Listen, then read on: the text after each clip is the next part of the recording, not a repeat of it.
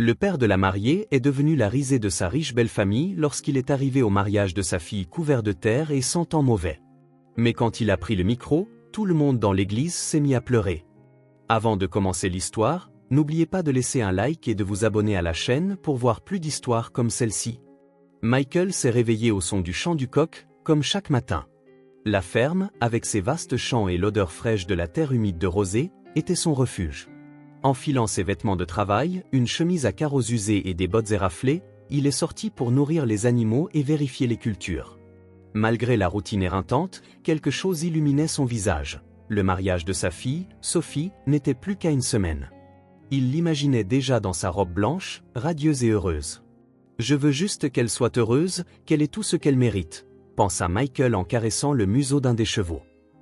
Je sais que sa vie est différente maintenant, mais peu importe où elle sera toujours ma petite fille. Le souvenir de Sophie lui inspirait un mélange de fierté et de nostalgie. Depuis qu'elle avait déménagé dans la grande ville pour vivre avec sa riche belle-famille, Scarlett et Richard, Michael la voyait rarement. Il savait qu'elle essayait de s'intégrer dans un monde qui n'était pas le sien, mais il sentait que cet environnement l'éloignait de plus en plus. Pourtant, il s'accrochait à l'espoir que le mariage serait une occasion de renouer des liens.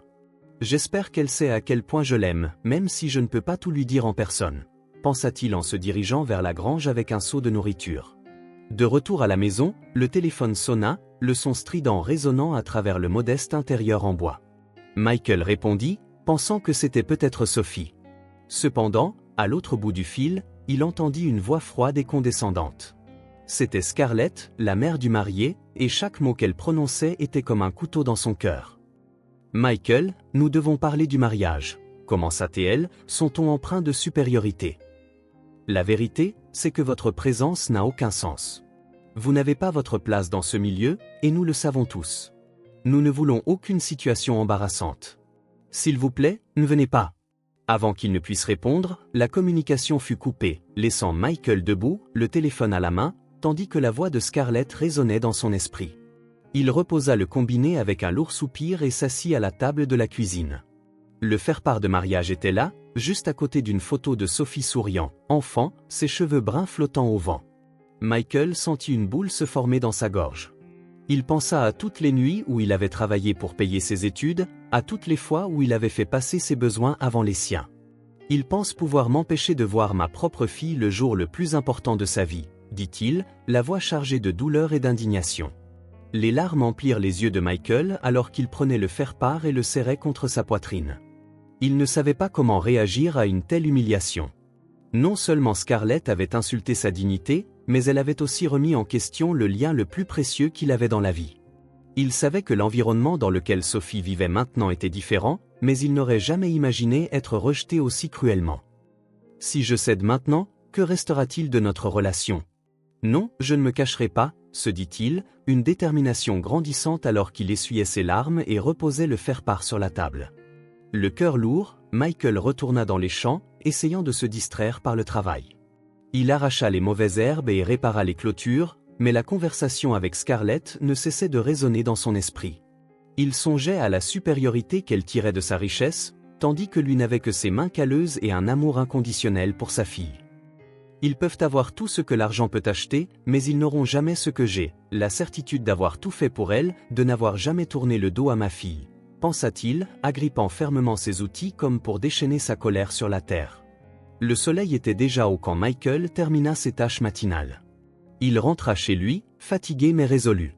Il ouvrit un tiroir du salon et en sortit une vieille boîte contenant des souvenirs de Sophie, des dessins d'enfance, des lettres écrites à l'école, et un ruban à cheveux délavés qu'elle portait petite. « Je l'ai élevée pour qu'elle soit forte, pour qu'elle affronte le monde, et c'est ce que je dois faire maintenant aussi, » murmura-t-il, la voix étranglée, en rangeant soigneusement le tout. Ce soir-là, alors que le ciel s'assombrissait et que les étoiles brillaient au-dessus de la ferme, Michael s'assit sur le porche. La brise fraîche faisait chuchoter les champs, comme pour consoler son âme blessée. Il tenait le faire-part de mariage dans ses mains et le fixa longuement, comme s'il y cherchait le courage de prendre une décision. Finalement, il murmura « Scarlett pense qu'elle peut m'écarter, mais rien au monde ne m'empêchera d'être aux côtés de ma fille le jour le plus important de sa vie. J'irai à ce mariage, et personne ne m'en empêchera. » Le lendemain commença comme tous les autres, Michael se levant avant l'aube pour s'occuper de la ferme. Cependant, cette fois, une détermination différente brillait dans son regard. Il savait que sa décision d'assister au mariage ne serait pas facile, mais il était prêt à affronter tout ce qui se présenterait. Tandis qu'il nourrissait les animaux et préparait la terre pour la prochaine récolte, il réfléchissait à la manière de se préparer. Ils peuvent me mépriser, ils peuvent me juger, mais ils n'effaceront jamais qui je suis. Je suis son père et personne ne peut me l'enlever, pensa-t-il, sentant un mélange d'anxiété et de force. Michael passa la journée à essayer de garder l'esprit occupé, mais la tension de l'appel téléphonique planait toujours sur lui. Il savait que Scarlett et Richard feraient tout pour l'exclure, mais cela ne faisait que renforcer sa détermination. Le soir, en rangeant ses outils dans la remise, il s'arrêta et contempla le vieux costume qu'il portait pour les grandes occasions. Il est peut-être simple, peut-être pas très beau, mais c'est ce que j'ai, et c'est suffisant, se dit-il avec un petit sourire, en suspendant soigneusement le costume pour le grand jour. Les jours suivants, Michael continua sa routine à la ferme, mais chaque instant semblait chargé de l'attente du mariage. Il se préparait mentalement à la confrontation inévitable avec Scarlett et Richard, mais il s'accrochait aussi à l'espoir que Sophie l'accueillerait à bras ouverts. « Je dois croire qu'elle est toujours la même petite fille qui courait dans ses champs et disait que j'étais le meilleur papa du monde », pensa-t-il, en regardant le coucher de soleil sur les collines. Même au milieu de la douleur, une lueur d'espoir brillait dans ses yeux. Lorsque la semaine toucha à sa fin, Michael était prêt à partir. Il avait passé des nuits blanches à répéter ce qu'il dirait s'il était à nouveau confronté, mais une chose était certaine, il ne reculerait pas. Il prit le faire-part une dernière fois, le glissa dans la poche de sa chemise et regarda la ferme autour de lui. « Cette terre a fait de moi ce que je suis, mais c'est l'amour pour ma fille qui me fait avancer. Ils peuvent essayer de m'humilier, mais ils ne peuvent pas effacer tout ce que j'ai construit pour elle, » dit-il doucement avant de monter dans sa camionnette, le cœur lourd mais déterminé à se battre pour ce qui comptait le plus pour lui. Michael, le cœur résolu, quitta la ferme tôt le matin, décidé à trouver la tenue parfaite pour le mariage de Sophie. Le trajet jusqu'à la ville était long, et il conduisait sa vieille camionnette sur des routes poussiéreuses, le bruit du moteur remplissant le silence de son esprit chargé de pensées. Il longeait des champs qui semblaient infinis, mais au lieu d'apprécier le paysage familier, ses yeux restaient fixés sur la route. « S'il me juge sur l'apparence, qu'il en soit ainsi. Mais je montrerai à tous que je suis digne d'être là pour ma fille, » pensa-t-il en serrant fermement le volant, comme pour canaliser sa détermination à travers ses mains. Arrivé en ville, Michael gara sa camionnette près de la boutique la plus sophistiquée qu'il put trouver. L'enseigne dorée brillait sous le soleil et les vitrines exposaient des costumes impeccablement arrangés, chacun portant une étiquette aux prix exorbitants. Il prit une profonde inspiration avant d'entrer, sentant le contraste saisissant entre son humble apparence, une chemise usée et des bottes couvertes de poussière, et l'environnement luxueux qui l'attendait. Dès qu'il franchit la porte, la vendeuse, une femme à la coiffure parfaite et au sourire faux, le toisa de la tête aux pieds avec un regard qui ne cherchait nullement à cacher son dédain. « Je peux vous aider ?» demanda-t-elle, la voix chargée d'impatience. Michael, ignorant le ton de la femme, s'approcha du rayon des costumes. Ses yeux parcoururent les pièces, et il imagina ce que ce serait de porter quelque chose de si élégant, bien qu'il n'ait jamais porté de vêtements de ce calibre. Il passa la main sur le tissu d'un costume bleu foncé qui semblait presque briller sous les lumières du magasin. « Celui-ci. Combien coûte-t-il » demanda-t-il, essayant de garder une voix stable malgré l'inconfort du regard perçant de la vendeuse. « Il est cher, monsieur. Quelque chose de plus abordable serait peut-être mieux pour vous, » répondit-elle avec un sourire qui ressemblait plus à une insulte qu'à une suggestion sincère. Michael ne se laissa pas démonter. Il savait que chaque mot de cette femme était une tentative pour le faire renoncer. « Je n'ai pas besoin de quelque chose de plus abordable. Je veux celui-ci, » affirma-t-il avec une détermination qui le surprit lui-même. Il regarda à nouveau le prix et sentit une oppression dans sa poitrine. La somme était trop élevée, mais il savait qu'il n'avait pas le choix.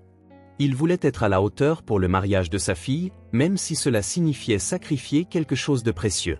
« Je trouverai un moyen de payer. Quoi qu'il arrive, je prends ce costume, » pensa-t-il alors que la vendeuse le fixait avec un air méprisant. Après avoir choisi le costume, Michael demanda à l'essayer.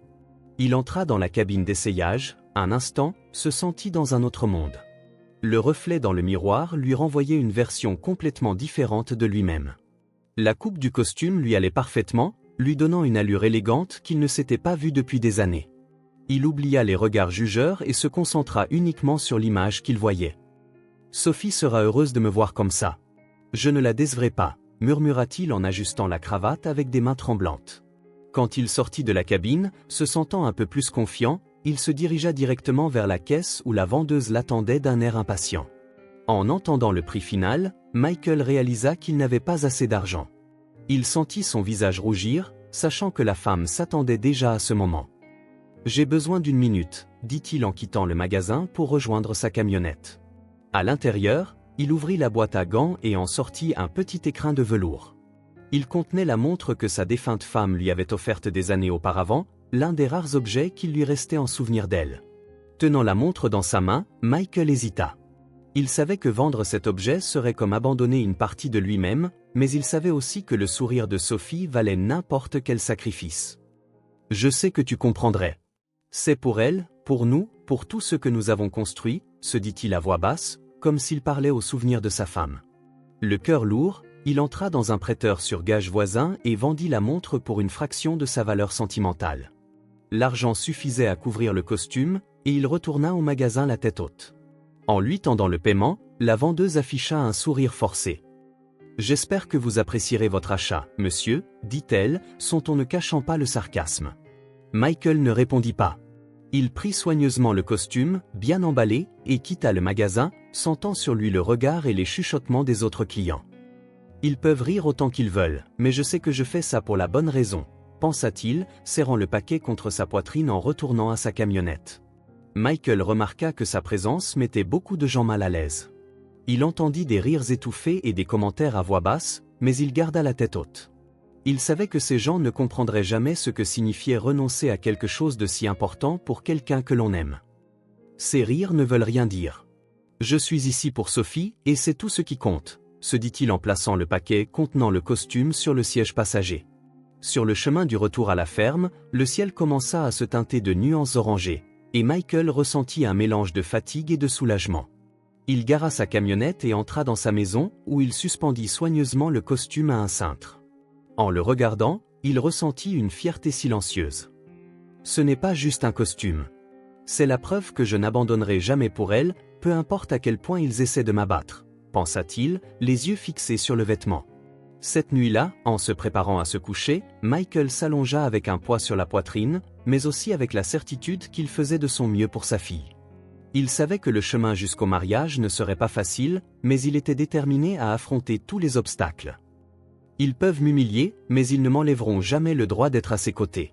Jamais, dit-il à voix basse avant de fermer les yeux et de laisser le silence de la nuit l'envahir. Le jour tant attendu du mariage était arrivé. Le ciel commençait à s'éclaircir et les premiers rayons de soleil traversaient les fins rideaux du salon. Michael se leva tôt, comme toujours, mais cette fois, il y avait quelque chose de différent dans sa routine. Le costume suspendu dans l'armoire semblait briller dans la lumière du matin, presque comme un rappel de l'engagement qu'il avait pris envers lui-même. Il passa les mains sur le tissu, le plia soigneusement avant de le mettre dans un simple sac. Aujourd'hui, ce n'est pas seulement son mariage. C'est le jour où je montre que l'amour d'un père n'a pas de limite, pensa-t-il en ajustant le sac sur le siège passager de sa vieille camionnette. Michael conduisait sur la route déserte, le moteur vrombissant de manière inégale. Malgré le ciel dégagé, la pluie de la veille avait laissé des traces évidentes, transformant le chemin de terre en un défi de boue et de nid de poule. Il agrippa fermement le volant, essayant d'éviter les pires tronçons, mais il sentit la camionnette hésiter. « Je savais que j'aurais dû te faire réviser avant de partir. Mais qui a le temps pour ça quand on se bat pour survivre » marmonna-t-il au véhicule, plissant les yeux en voyant un trou plus grand devant lui. Le long trajet était encore lointain dans son esprit, mais l'inquiétude grandissait déjà, tel un présage de problème. L'inévitable se produisit lorsque le moteur s'étouffa et laissa échapper un dernier grognement avant de s'éteindre complètement. Michael soupira, rangeant la camionnette sur le bas-côté avec effort. Il sortit et ouvrit le capot, sachant que son expérience limitée en mécanique ne suffirait pas à résoudre le problème.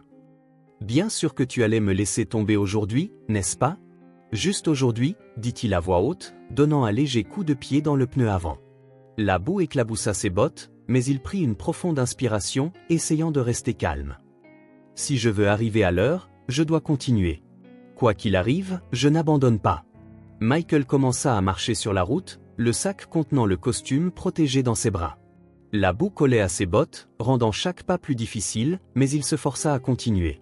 Après presque une demi-heure de marche, il entendit un faible gémissement provenant d'un buisson sur le bord de la route. Il s'arrêta et regarda autour de lui jusqu'à ce qu'il voie un petit chien piégé, la patte en sang. L'animal tremblait mais ne pouvait pas bouger.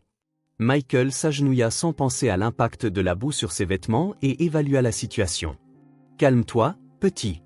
Je vais te sortir de là, » dit-il en commençant à libérer soigneusement le piège. Le chien, les yeux exorbités et le corps paniqué, tenta de s'éloigner, mais la douleur l'en empêchait. Michael utilisa un mouchoir pour maintenir la patte blessée tout en libérant le piège rouillé. « Qui peut être assez cruel pour faire une chose pareille ? Tu ne mérites pas ça, mon grand, » murmura-t-il en réussissant enfin à libérer l'animal.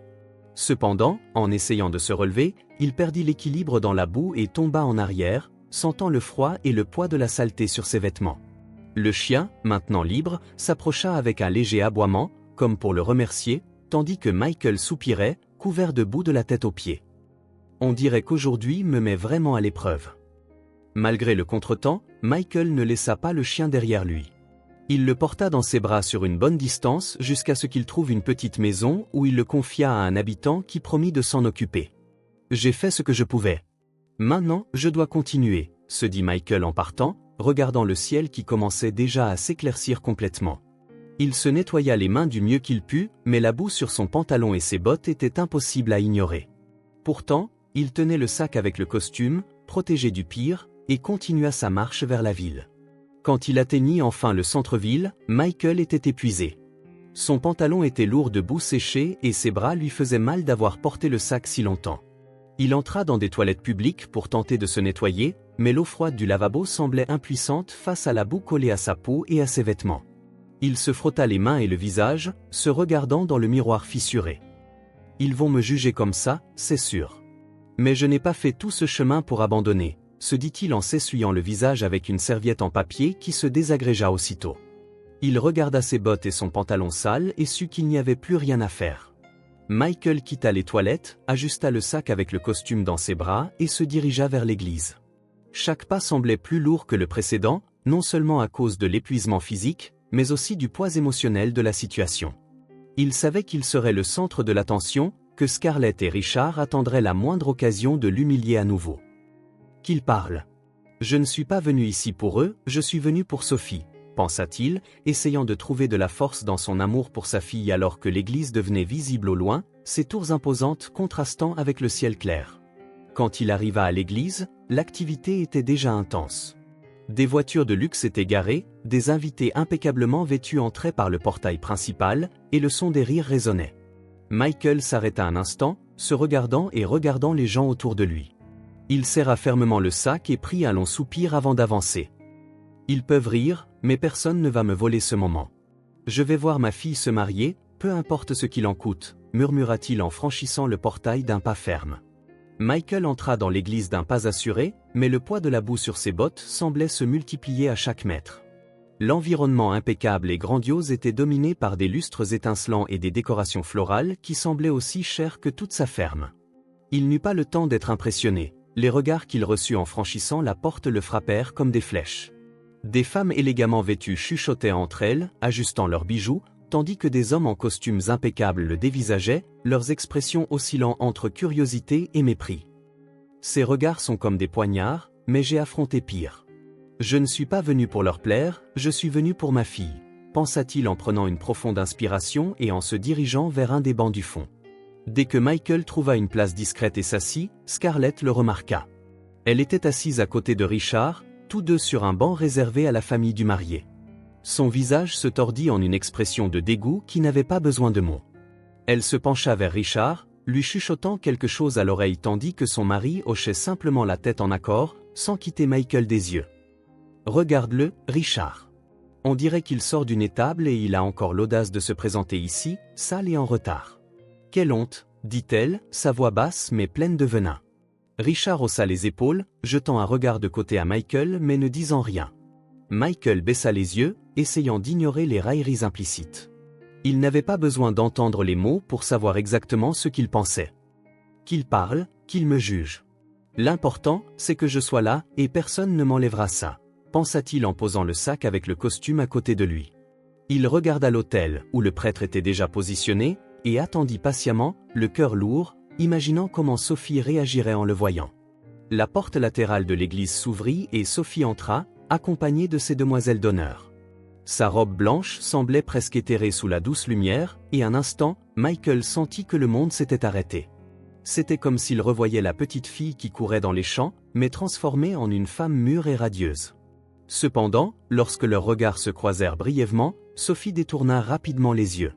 Il y avait un mélange de fierté et de gêne sur son visage, comme si elle voulait reconnaître la présence de son père mais craignait le jugement des autres. Elle est tiraillée, et je le comprends. Je ne veux pas être un fardeau pour elle, pensa Michael, sentant une oppression dans sa poitrine. Scarlett observa l'échange silencieux entre Michael et Sophie et ne manqua pas l'occasion d'attaquer. Regarde, elle ne peut même pas le regarder. Elle sait qu'il n'appartient pas à ce monde, chuchota-t-elle à Richard, qui ne fit que marmonner une réponse.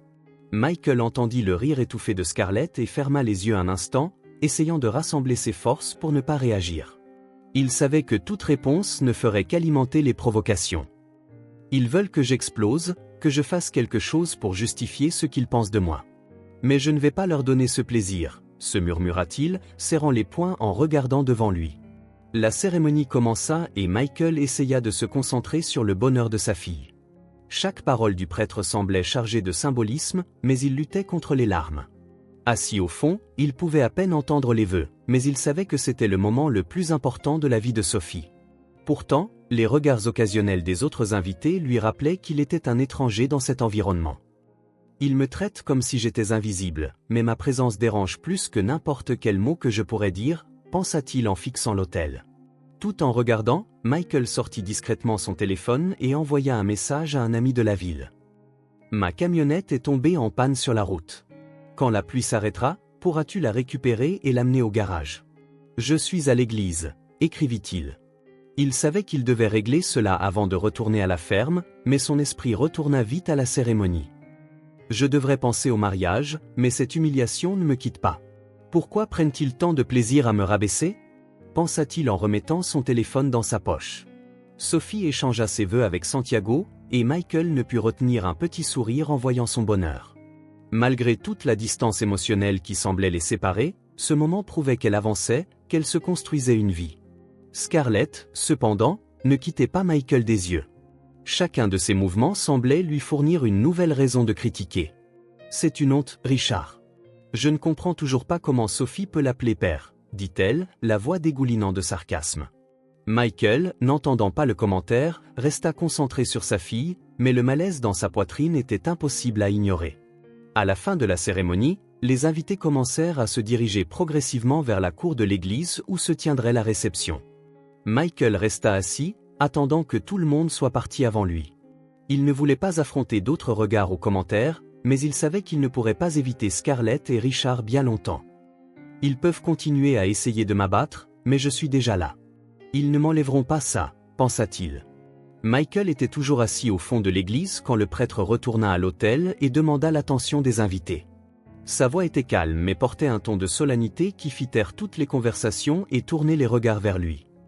Nous aimerions inviter Michael, le père de la mariée, à partager quelques mots avec nous, à la demande du marié, annonça-t-il, surprenant les invités. Michael se figea un instant, comme s'il n'était pas sûr d'avoir bien entendu. Il regarda James, qui l'observait avec un sourire encourageant, mais Michael remarqua aussi l'expression de Scarlett, qui se referma immédiatement en un regard désapprobateur. Son cœur s'accéléra. Pourquoi m'a-t-il appelé ? Est-ce un piège ? Non, James semble sincère. C'est peut-être le moment de dire ce que je garde en moi depuis si longtemps, pensa-t-il en se levant lentement. Les invités qui partaient retournèrent à leur place. Sophie, toujours à l'autel, écarquilla les yeux en entendant le nom de son père. Elle resta immobile, ses pensées fusant trop vite pour qu'elle puisse les organiser. Pourquoi James a-t-il fait ça ? Il sait à quel point la présence de mon père m'affecte, mais voulait-il lui donner une chance d'être vu pour ce qu'il est vraiment ? Et si c'était une autre humiliation ? Je ne sais pas quoi faire. Ses yeux suivirent son père tandis qu'il descendait l'allée centrale, et une vague de fierté mêlée de peur la submergea. S'il vous plaît, que rien de mal n'arrive. Il a déjà tant souffert, pensa-t-elle, joignant les mains comme pour une prière silencieuse. Michael marchait lentement, ses pas lourds résonnant dans l'église silencieuse. Il sentait chaque regard brûler sa peau, celui des invités, de Scarlett, de Richard. Il savait que la plupart des gens dans cette pièce ne voulaient pas l'entendre. Ils étaient là pour juger, attendant le moindre faux pas pour confirmer les opinions qu'ils avaient déjà formées sur lui. Mais il continua d'avancer, ajustant le simple costume qu'il avait acheté avec tant de sacrifices. Qu'ils pensent ce qu'ils veulent. Je suis là pour ma fille et personne ne m'empêchera de parler pour elle, se murmura-t-il en montant les marches de l'hôtel. En prenant le micro, Michael regarda la foule. Chaque visage semblait un masque de jugement, et il sentit ses jambes faiblir un bref instant. Mais quand il regarda Sophie, il trouva la force dont il avait besoin.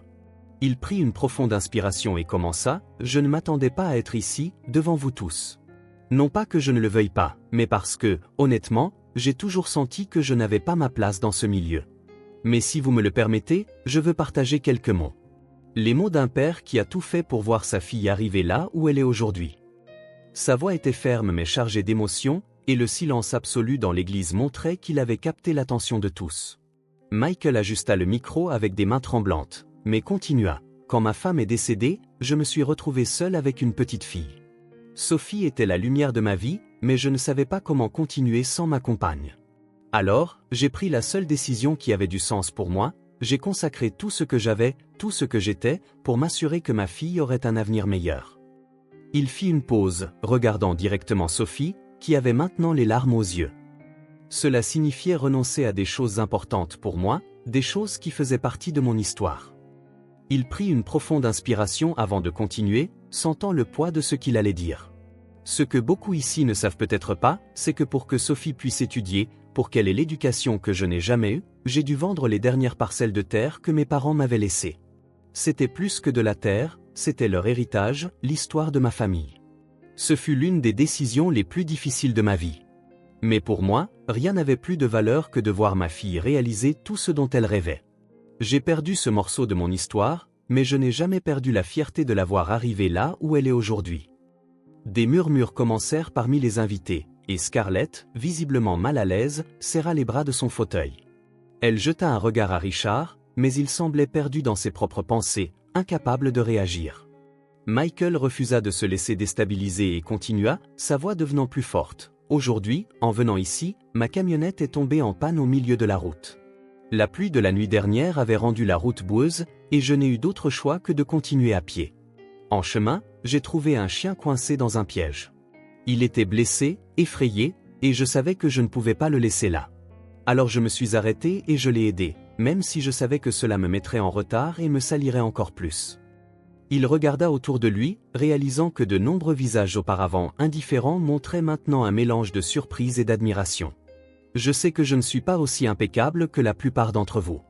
Je sais que mes vêtements et mes bottes racontent une histoire qui peut sembler petite ou insignifiante pour certains. Mais pour moi, chaque grain de boue est un rappel de qui je suis et de ce pourquoi je me suis battu pour être ici aujourd'hui. Rien de tout cela ne fait de moi un moins bon père, un moins bon être humain. Les applaudissements commencèrent timidement, mais prirent rapidement de l'ampleur, remplissant l'église d'un son qui semblait se répercuter sur les murs. Sophie ne put retenir ses larmes et courut vers son père, le serrant fort dans ses bras tandis que les invités continuaient d'applaudir. « Papa, je n'ai jamais su tout ça. Je savais que tu avais toujours été fort, mais je n'avais aucune idée de tout ce que tu avais dû sacrifier pour moi, dit-elle, la voix étranglée par l'émotion. Michael, les yeux brillants, répondit simplement, « Tout cela en valait la peine, Sophie. Te voir ici aujourd'hui, heureuse, c'est tout ce dont j'ai toujours rêvé. » Scarlett, cependant, resta immobile, le visage tendu, alors que les regards se tournaient vers elle et Richard, attendant une réaction. Mais aucun d'eux ne put parler. Michael, quant à lui, ne les regardait plus. Il avait dit ce qui devait être dit, et l'étreinte de Sophie était la seule reconnaissance qui comptait. Ils peuvent me détester, mais cela ne change pas une légèreté qu'ils n'avaient pas ressentie depuis longtemps. Michael entra dans la salle de bal le cœur plus léger après son discours à l'église. Il sentait que, pour la première fois depuis longtemps, il avait réussi à exprimer tout l'amour et le sacrifice qui avaient marqué son parcours de père. Cependant, en traversant la salle, entouré de tables superbement décorées et d'invités vêtus avec la plus grande élégance, le sentiment de malaise recommença à poindre. Il chercha une table où s'asseoir et réalisa que la plupart des places étaient marquées de cartons nominatifs. Un serveur s'approcha et le dirigea vers une table dans un coin, loin de la zone principale où se trouvaient les jeunes mariés et les parents les plus proches. Quand Michael atteignit la table, il était clair que quelque chose n'allait pas. La table était simple, sans la même attention aux détails que les autres. Elle n'avait qu'une petite nappe blanche, sans les arrangements floraux ou les ornements en cristal qui décoraient les tables principales. En regardant autour de lui, il réalisa que les autres sièges étaient occupés par des employés de l'événement, des serveurs en pause, des aides de cuisine et même le chauffeur d'un des invités fortunés. Michael sentit une oppression dans sa poitrine en réalisant que Scarlett s'était assuré qu'il soit placé dans une position qui le rabaissait, même à ce moment spécial. C'est donc ça. Il ne se lasse pas d'essayer de m'humilier, même après tout ce qui a été dit à l'église, pensa-t-il en s'asseyant en silence. Tandis qu'il s'installait, Scarlett, de loin, observait tout avec un sourire satisfait. Elle se pencha vers Richard, qui était à ses côtés, et chuchota d'un ton moqueur, « Regarde où il est.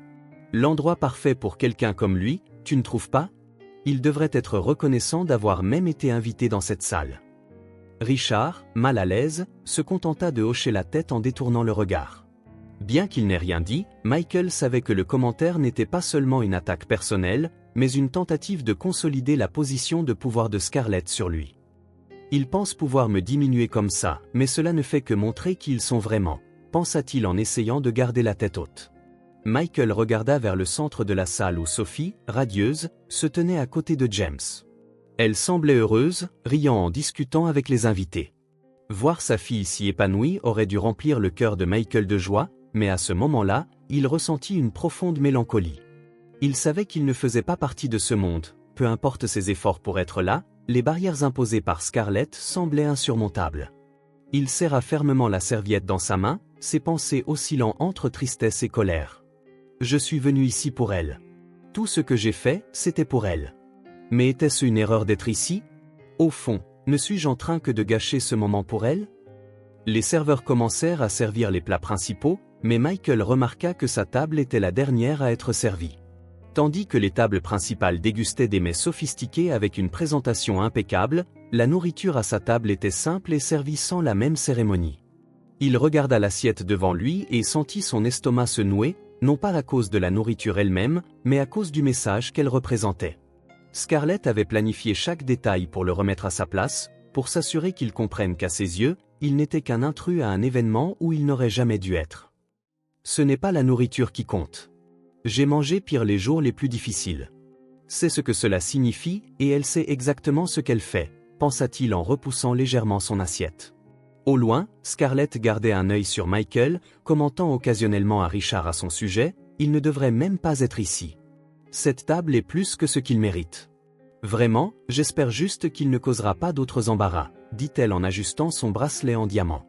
Richard la regarda d'un air las mais ne répondit pas. Il savait que toute tentative de la remettre en question serait vaine. Scarlett contrôlait tout, y compris sa propre voix. Michael sentit le poids de ce regard venant de la table principale mais décida de ne pas réagir. Ils veulent que j'explose, que je réagisse, mais je ne vais pas leur donner ça. Pas aujourd'hui, pensa-t-il en prenant une profonde inspiration. Alors que la douce musique jouait dans la salle et que les invités savouraient leur repas, Michael réalisa qu'il se déconnectait de plus en plus de cet environnement. Il regarda autour de lui et vit des gens rire, trinquer et échanger des histoires. C'était un contraste saisissant avec le silence qui régnait à sa table. Il pouvait à peine avaler une bouchée, même en essayant de se concentrer sur la raison qui l'avait amené là, il ressentit une angoisse croissante. « Qu'est-ce que je fais ici ? Peut-être aurait-il été préférable de rester à la ferme, où au moins personne n'essaie de me rabaisser à chaque seconde, pensa-t-il en se passant les mains dans les cheveux, frustré. Décidant qu'il avait besoin d'un moment pour lui, Michael se leva discrètement et quitta la salle. Il passa par une porte latérale qui menait à un petit jardin où l'air frais l'aida à clarifier ses idées. Il s'assit sur un banc en bois, regardant le ciel étoilé tout en essayant d'organiser ses pensées. Le son étouffé de la musique et des conversations de la salle semblait lointain, presque sans importance. Je suis venu pour soutenir ma fille, mais maintenant, tout ce à quoi je pense, c'est de savoir si ma présence lui fait plus de mal que de bien. Est-elle heureuse que je sois là, ou ressent-elle la même gêne que ses beaux-parents essaient de m'imposer ? Cependant, alors que Michael était plongé dans ses pensées, un souvenir lui revint, le sourire de Sophie courant dans les champs de la ferme quand elle était petite. Il se rappela comment elle disait qu'il était son héros, l'homme le plus fort et le plus gentil qu'elle connaissait. « Je ne peux pas oublier ça, » Peu importe ce que les autres pensent, peu importe ce que Scarlett et Richard essaient de faire. Ma fille sait qui je suis et c'est ce qui compte vraiment, se dit-il, sentant une légère vague de soulagement l'envahir. Alors que Michael réfléchissait, il entendit des pas feutrés sur le gravier. Il leva la tête et vit James s'approcher, ajustant sa cravate. Le jeune homme arborait un sourire sincère, et son attitude sans prétention contrastait avec le cadre formel du mariage. « Michael, je vous cherchais », dit James en s'arrêtant à quelques pas. « Je pensais que vous seriez peut-être ici. » Michael fut surpris par cette approche mais se leva rapidement, sentant qu'il devait maintenir le respect dû au mari de sa fille. « J'avais juste besoin de prendre l'air, » répondit-il, la voix ferme mais chargée de fatigue. James s'approcha, s'asseyant sur le banc à côté de Michael, apparemment peu soucieux de salir son costume impeccable. Il regarda l'homme plus âgé avec une expression curieuse et respectueuse. « Je voulais vous dire que j'admire ce que vous avez fait aujourd'hui à l'église. Vos mots ont touché tout le monde et je vois d'où Sophie tient sa force, » dit James sincèrement. Michael, qui ne s'attendait pas à recevoir ce genre de compliment, resta momentanément sans voix. « Je faisais juste ce que n'importe quel père ferait. Tout ce qui compte pour moi, c'est qu'elle ait la vie qu'elle mérite, » répondit-il, les yeux fixés sur le sol, essayant de contenir son émotion. La conversation s'engagea naturellement, et Michael commença à se sentir plus à l'aise. Quand James l'interrogea sur la vie à la ferme, Michael esquissa un léger sourire et commença à parler de son travail. Il raconta les difficultés qu'il rencontrait pour tout faire fonctionner, les matins froids et les journées chaudes, mais aussi la fierté qu'il ressentait à chaque récolte réussie. La ferme, c'est tout ce que je connais, tout ce que je suis. C'est un travail dur, mais c'est honnête et ça m'a toujours suffi, dit Michael en levant les yeux au ciel, comme pour expliquer la profondeur de son lien avec la terre. James, à son tour, semblait sincèrement intéressé. Il écoutait chaque mot attentivement, à un moment, commenta même, « Vous savez, j'ai toujours rêvé d'avoir une ferme. Pas pour y travailler pour de vrai, comme vous, mais pour échapper à ce monde d'apparence. Parfois, j'ai l'impression que tout ici est si superficiel. » Michael rit doucement, mais sans moquerie, comprenant ce que son gendre voulait dire. « Eh bien, la vie à la campagne n'a rien de superficiel. C'est sale, difficile, mais à la fin de la journée, c'est réel. Et je pense que ça vaut plus que toute autre chose, » répondit Michael, réalisant que pour la première fois, il trouvait un terrain d'entente avec quelqu'un de ce monde. Pendant qu'ils discutaient, Sophie apparut au loin, observant silencieusement les deux hommes. Elle fut surprise de voir avec quelle facilité ils se connectaient, échangeant des histoires et des rires discrets. Un instant, Sophie sentit son cœur se réchauffer d'une manière qu'elle n'avait pas ressentie depuis longtemps. « C'est ce que j'ai toujours voulu, » pensa-t-elle, ses yeux brillant d'un mélange de bonheur et de fierté. Elle savait que, malgré toutes leurs différences, ces deux hommes importants dans sa vie trouvaient un moyen de se comprendre. Cependant, Scarlett observait également la scène, et sa réaction fut tout à fait opposée. De la fenêtre du salon, elle vit Michael et James converser d'égal à égal, et cela la rendit furieuse. Pour elle, c'était une insulte, une menace au contrôle qu'elle croyait avoir sur son fils et sur la dynamique familiale. James n'a rien à voir avec cet homme. Il est juste poli, comme il l'a toujours été, pensa Scarlett, essayant de se justifier la situation. Mais à mesure que la conversation se prolongeait, sa colère grandissait. Il faut que ça cesse avant qu'il ne commence à penser que cet homme a quelque chose à offrir. Déterminée à agir, Scarlett quitta le salon et se dirigea vers le jardin d'un pas ferme et avec un sourire répété. Quand elle fut assez proche, elle appela James d'un ton mielleux qui contrastait avec la froideur de son regard. « James, mon chéri, pouvons-nous parler un instant ?» demanda-t-elle, ignorant complètement la présence de Michael. James regarda Michael un instant, hésitant, mais finit par se lever. « Bien sûr, mère. Je reviens tout de suite, Michael, » dit-il avec un bref sourire avant de suivre Scarlett hors du jardin. Michael se retrouva de nouveau seul, regardant James s'éloigner avec sa mère. Il savait que la conversation qui allait suivre serait tout sauf agréable pour son gendre. Elle ne laissera pas passer ça. Elle essaiera d'empoisonner même les choses les plus pures, pensa-t-il, ressentant un mélange d'inquiétude et d'impuissance. Il regarda ses mains calleuses, marquées par le travail, et prit une profonde inspiration, essayant de rester calme. « Je ne peux pas changer qui ils sont, mais je peux continuer à être qui je suis. Ça ne changera jamais. » James suivit Scarlett dans le couloir silencieux, laissant derrière lui la sérénité qu'il avait ressentie en conversant avec Michael. Il savait que le ton mielleux de sa mère cachait quelque chose de plus incisif, et la tension dans ses épaules trahissait ce qui allait arriver. Dès qu'ils atteignirent une zone isolée du salon, Scarlett se retourna brusquement, croisant les bras. « Qu'est-ce que tu faisais là-dedans, James ?» À lui parler comme si vous étiez amis, comme s'il avait quelque chose de pertinent à t'offrir? Sa voix était contrôlée, mais les mots sortaient comme des lames acérées. James soupira, ajustant sa cravate, essayant de rester calme. « Je parlais au père de ma femme, mère. C'est une bonne personne, quelqu'un qui a clairement beaucoup souffert. Et franchement, il mérite le respect. » Scarlett haussa les sourcils, clairement offensée par le ton défensif de son fils. Elle s'avança, pointant son doigt comme pour expliquer quelque chose d'évident. « James, tu ne comprends pas. Les gens comme lui, ils sont différents. Ils ne font pas partie de ce monde. Il n'est ici que pour gagner ta sympathie avec ces histoires émouvantes de la campagne. Tu crois vraiment qu'il a aidé un chien sur la route? S'il te plaît, il veut juste que tu le prennes pour un héros. » James secoua la tête, incrédule. « Je n'arrive pas à croire que tu dises ça. Il n'a rien à prouver à personne. Il est authentique, mère, une qualité qui, franchement, manque par ici. » Pendant ce temps, dans la salle, Richard, assis à la table principale à côté de Sophie, observait l'agitation autour d'eux. Il remarqua que Scarlett et James avaient disparu et que Michael n'était pas revenu. Profitant du moment, il se pencha vers Sophie, parlant à voix basse mais sur un ton chargé de sous-entendus. « Sophie, je sais que tu aimes ton père, mais tu dois admettre que sa présence ici cause des distractions. Il attire plus l'attention qu'il ne le devrait. Ce serait peut-être mieux s'il rentrait chez lui. » Sophie leva immédiatement les yeux, choquée par le commentaire. « Tu me demandes de renvoyer mon père? C'est mon père, Richard. Il a tout à fait le droit d'être ici. » Richard, réalisant qu'il avait touché un point sensible, essaya d'adoucir ses paroles, mais son ton restait condescendant. « Je dis juste que c'est ton jour, Sophie. Tu devrais être le centre de l'attention, pas lui. » Et franchement, Scarlett et d'autres invités sont un peu mal à l'aise avec tout ça. Sophie prit une profonde inspiration, sentant la colère monter. Elle savait que sa belle-mère était la principale responsable de cette tension, mais l'entendre de la part de Richard était encore plus douloureux. S'ils sont mal à l'aise, c'est leur problème. Mon père est la seule raison pour laquelle je suis ici aujourd'hui, et il va rester, qu'il le veuille ou non, répondit-elle fermement.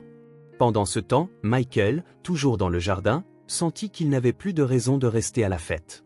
Il leva les yeux vers le ciel maintenant sombre et pensa à quel point tout semblait si différent de ce qu'il avait imaginé. « Je suis venu pour soutenir ma fille, mais tout ce que j'ai fait, c'est devenir la cible de regards et de chuchotements. Peut-être qu'ils ont raison, peut-être que je n'ai pas ma place ici. » Il se leva du banc, ajusta soigneusement son costume et commença à marcher vers le portail latéral. « J'ai dit tout ce que j'avais à dire. Ma place est à la ferme, loin de ce monde qui ne m'acceptera jamais. » Dans le couloir, James perdit finalement patience avec Scarlett. Il croisa les bras et fixa froidement sa mère. « Tu essaies de me manipuler, mère. Tu es tellement obsédée par le maintien de ton image parfaite que tu ne vois pas ce qui compte vraiment. Michael est un homme honnête, travailleur, et il veut juste être là pour sa fille. Pourquoi est-ce que ça te dérange autant ?» Scarlett recula légèrement, mais son expression resta sévère. « James, tu ne comprends pas. Les gens comme lui ne s'intègrent pas. Il est ici pour faire une scène, pour jouer la victime. Nous ne pouvons pas le laisser éclipser tout ce que nous avons prévu. » James rit, mais c'était un rire amer. « Éclipser? Tu penses qu'il éclipse quelque chose? Tu sais ce que je pense? Je pense que tu as peur. Peur qu'il soit tout ce que tu n'es pas, authentique, humble, réel. Et ça te terrifie, parce que ça te fait réaliser que tout ce spectacle que tu montes ne veut rien dire. » Scarlett resta sans voix un instant, mais reprit vite le contrôle. « Ne sois pas naïf, James. Il n'est là que parce qu'il veut quelque chose. Et si tu continues à le défendre, tu finiras par ternir la réputation que nous avons mis tant de mal à construire. » Sophie, réalisant que Michael n'était pas retourné dans la salle, commença à s'inquiéter. Elle regarda autour d'elle, essayant de le localiser, mais il n'y avait aucun signe de lui. « Où est-il? Il ne me ferait pas ça. Il ne partirait pas sans me dire au revoir, » pensa-t-elle en se levant de table, ignorant les regards curieux des invités. Elle se dirigea vers la porte latérale qui menait au jardin. En marchant, l'anxiété grandit en elle. « Je dois le trouver. Je dois lui dire que rien de tout ça n'a d'importance, qu'il est tout pour moi. » Quand elle atteignit le jardin, Sophie ne trouva que le vide. Le banc où il avait été était inoccupé, et le silence était presque assourdissant. Elle se prit la tête entre les mains, sentant les larmes commencer à monter. Il est parti. Il a pensé qu'il n'était pas le bienvenu, et je n'ai rien fait pour l'empêcher, pensa-t-elle, le cœur douloureux. Elle savait que la pression de Scarlett et Richard avait contribué à cela, et la culpabilité commença à peser sur ses épaules. Pendant ce temps, Michael marchait dans la rue sombre, le regard fixé sur le sol et le cœur lourd. Il savait que Sophie comprendrait probablement sa décision de partir, mais cela ne diminuait pas la douleur qu'il ressentait. Je voulais juste être à ses côtés, mais peut-être que la meilleure façon de l'aider, c'est de m'éloigner. Peut-être qu'alors, elle pourra avoir la vie qu'elle mérite, sans être entraînée dans mon monde, pensa-t-il en s'éloignant de plus en plus de la salle, emportant avec lui le poids d'une nouvelle humiliation. Les jours qui suivirent le mariage furent silencieux à la ferme. Michael, seul dans sa routine de travail, ressentit le vide laissé par ce départ abrupt. Il avait décidé d'aller de l'avant, enfouissant une fois de plus l'humiliation sous le poids de ses responsabilités. Le chant ne juge pas, ne me méprise pas. Il m'accepte simplement tel que je suis, pensa-t-il en rangeant les outils dans la remise. C'est là qu'il trouva un certain réconfort, dans les petites victoires quotidiennes que lui seul reconnaissait. Cependant, la mélancolie persistait, surtout en pensant à Sophie, qu'il n'avait pas revue depuis le mariage. C'est par un après-midi ensoleillé que Michael entendit le bruit d'une voiture arrivant sur le chemin de terre. Il sortit de la maison, s'essuyant les mains sur son jean, et vit Sophie sortir du véhicule. Ses yeux s'illuminèrent et un sourire timide apparut sur son visage. « Papa !» s'exclama-t-elle en courant pour le serrer dans ses bras. Michael l'enveloppa, sentant la chaleur familière qui lui avait tant manqué. « Tu es venu. Je pensais qu'après tout ça, tu voudrais peut-être t'éloigner un peu. » dit-il, essayant de cacher l'émotion dans sa voix. Sophie secoua la tête, tenant les mains de son père. « Je ne m'éloignerai jamais de toi, papa. Jamais. » Alors qu'ils entraient dans la maison, Sophie commença à raconter les jours qui s'étaient écoulés depuis le mariage. Elle parla de James, de la façon dont il essayait de gérer la tension entre eux et Scarlett, et de l'endroit où il vivait, une petite maison près du manoir de sa famille. « C'est simple, mais c'est à nous. James a voulu déménager du manoir juste après le mariage. Il ne l'a pas dit, mais je sais qu'il l'a fait pour toi. Il veut prendre ses distances avec ce qui s'est passé, » expliqua Sophie, tandis que Michael écoutait attentivement, hochant la tête de temps en temps. « C'est un homme bon, Sophie. Je le savais dès notre conversation dans le jardin, » dit Michael avec une fierté tranquille. Le lendemain, alors que Michael était dans la remise en train de réparer une vieille charrue, il entendit à nouveau le bruit d'une voiture. Cette fois, c'était James qui sortait du véhicule, un large sourire aux lèvres et une attitude simple qui séduisit immédiatement Michael. « Monsieur Michael, j'espère que je ne vous dérange pas. Je voulais en apprendre plus sur la ferme, sur la façon dont tout cela fonctionne, » dit James en s'approchant de son beau-père. Michael haussa les sourcils de surprise, mais était clairement satisfait. « Me déranger ? Bien sûr que non.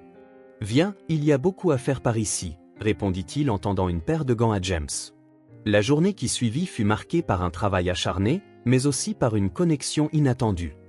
James montra de l'intérêt pour chaque détail, de l'entretien des équipements aux soins des animaux.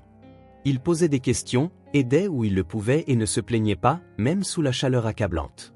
Michael, de son côté, commença à admirer son gendre sous un nouveau jour. « Il a quelque chose que je ne m'attendais pas à trouver chez quelqu'un de sa position. Il est prêt à apprendre, prêt à travailler, » pensa-t-il en montrant à James comment faire fonctionner un vieux tracteur. « Je n'aurais jamais imaginé que conduire un tracteur serait si compliqué. Vous faites paraître ça si facile, » commenta James avec un sourire fatigué. Michael laissa échapper un petit rire.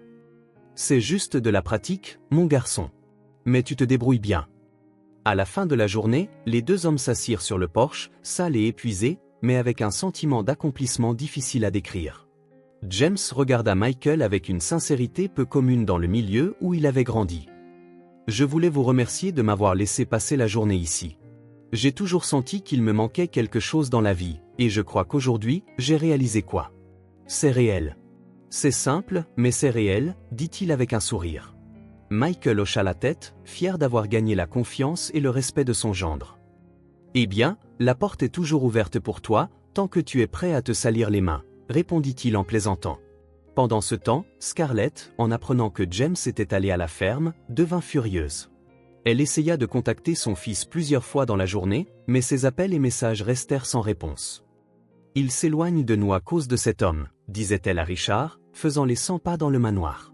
« Je ne laisserai pas Michael le manipuler. Il doit comprendre que sa famille est ici, qu'il a une place dans un monde qui n'inclut pas cela. » Richard, comme toujours, resta silencieux, mais la tension sur son visage était évidente. Scarlett était prête à tout pour ramener James, et Michael savait que cette bataille n'était pas terminée. Ce soir-là, Sophie, qui avait passé la journée à observer son père et son mari travailler ensemble, décida qu'il était temps d'agir. Pendant le simple dîner qu'ils partageaient, elle les regarda et fit une annonce inattendue : « Je veux que nous nous réunissions en famille. Tous ensemble. Je sais que c'est difficile, mais je veux organiser un dîner au manoir demain soir. Un dîner pour essayer de résoudre les choses. » Michael et James échangèrent un regard, clairement mal à l'aise avec l'idée. « Sophie, tu penses que ça va marcher ? La famille de James et moi, nous sommes de mondes complètement différents, » dit Michael, essayant de contenir sa réticence. Sophie insista, la voix ferme : « Il ne s'agit pas de savoir si ça marchera ou non, il s'agit d'essayer. Nous en avons besoin. James en a besoin. J'en ai besoin. » James, bien qu'hésitant, posa sa main sur celle de Sophie et hocha la tête. « Si c'est important pour toi, alors j'en suis. Mais tu sais que ma mère ne facilitera pas les choses, » dit-il d'un ton sérieux. Sophie se contenta de prendre une profonde inspiration, déterminée. Michael regarda sa fille, malgré tous ses instincts lui disant de refuser, il ne put nier sa demande. « D'accord. J'irai, pour toi, » dit-il, résigné mais prêt à affronter un nouveau défi. La soirée du dîner arriva enfin. La voiture de James s'arrêta devant l'imposant manoir de ses parents, dont les colonnes blanches brillaient sous les lumières du jardin.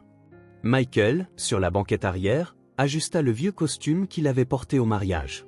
Il l'avait soigneusement rangé, plié et méticuleusement repassé, mais le tissu montrait déjà des signes d'usure.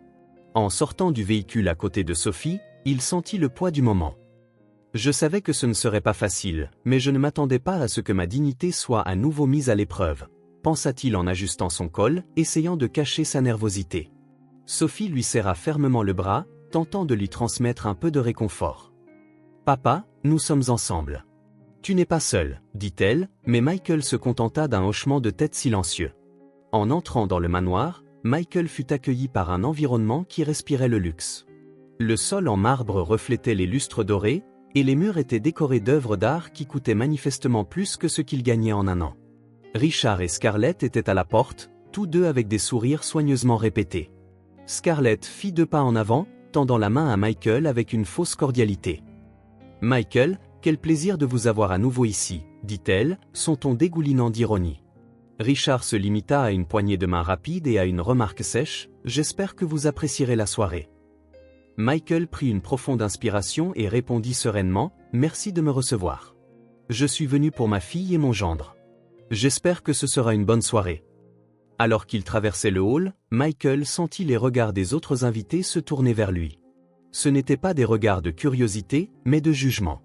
Il pouvait entendre les chuchotements étouffés, les rires réprimés. « Qui est-il ? Il a l'air si déplacé », murmuraient certains, tandis que d'autres l'ignoraient simplement. Michael garda la tête haute, mais à l'intérieur, il se sentait petit. « J'ai vécu des situations pires.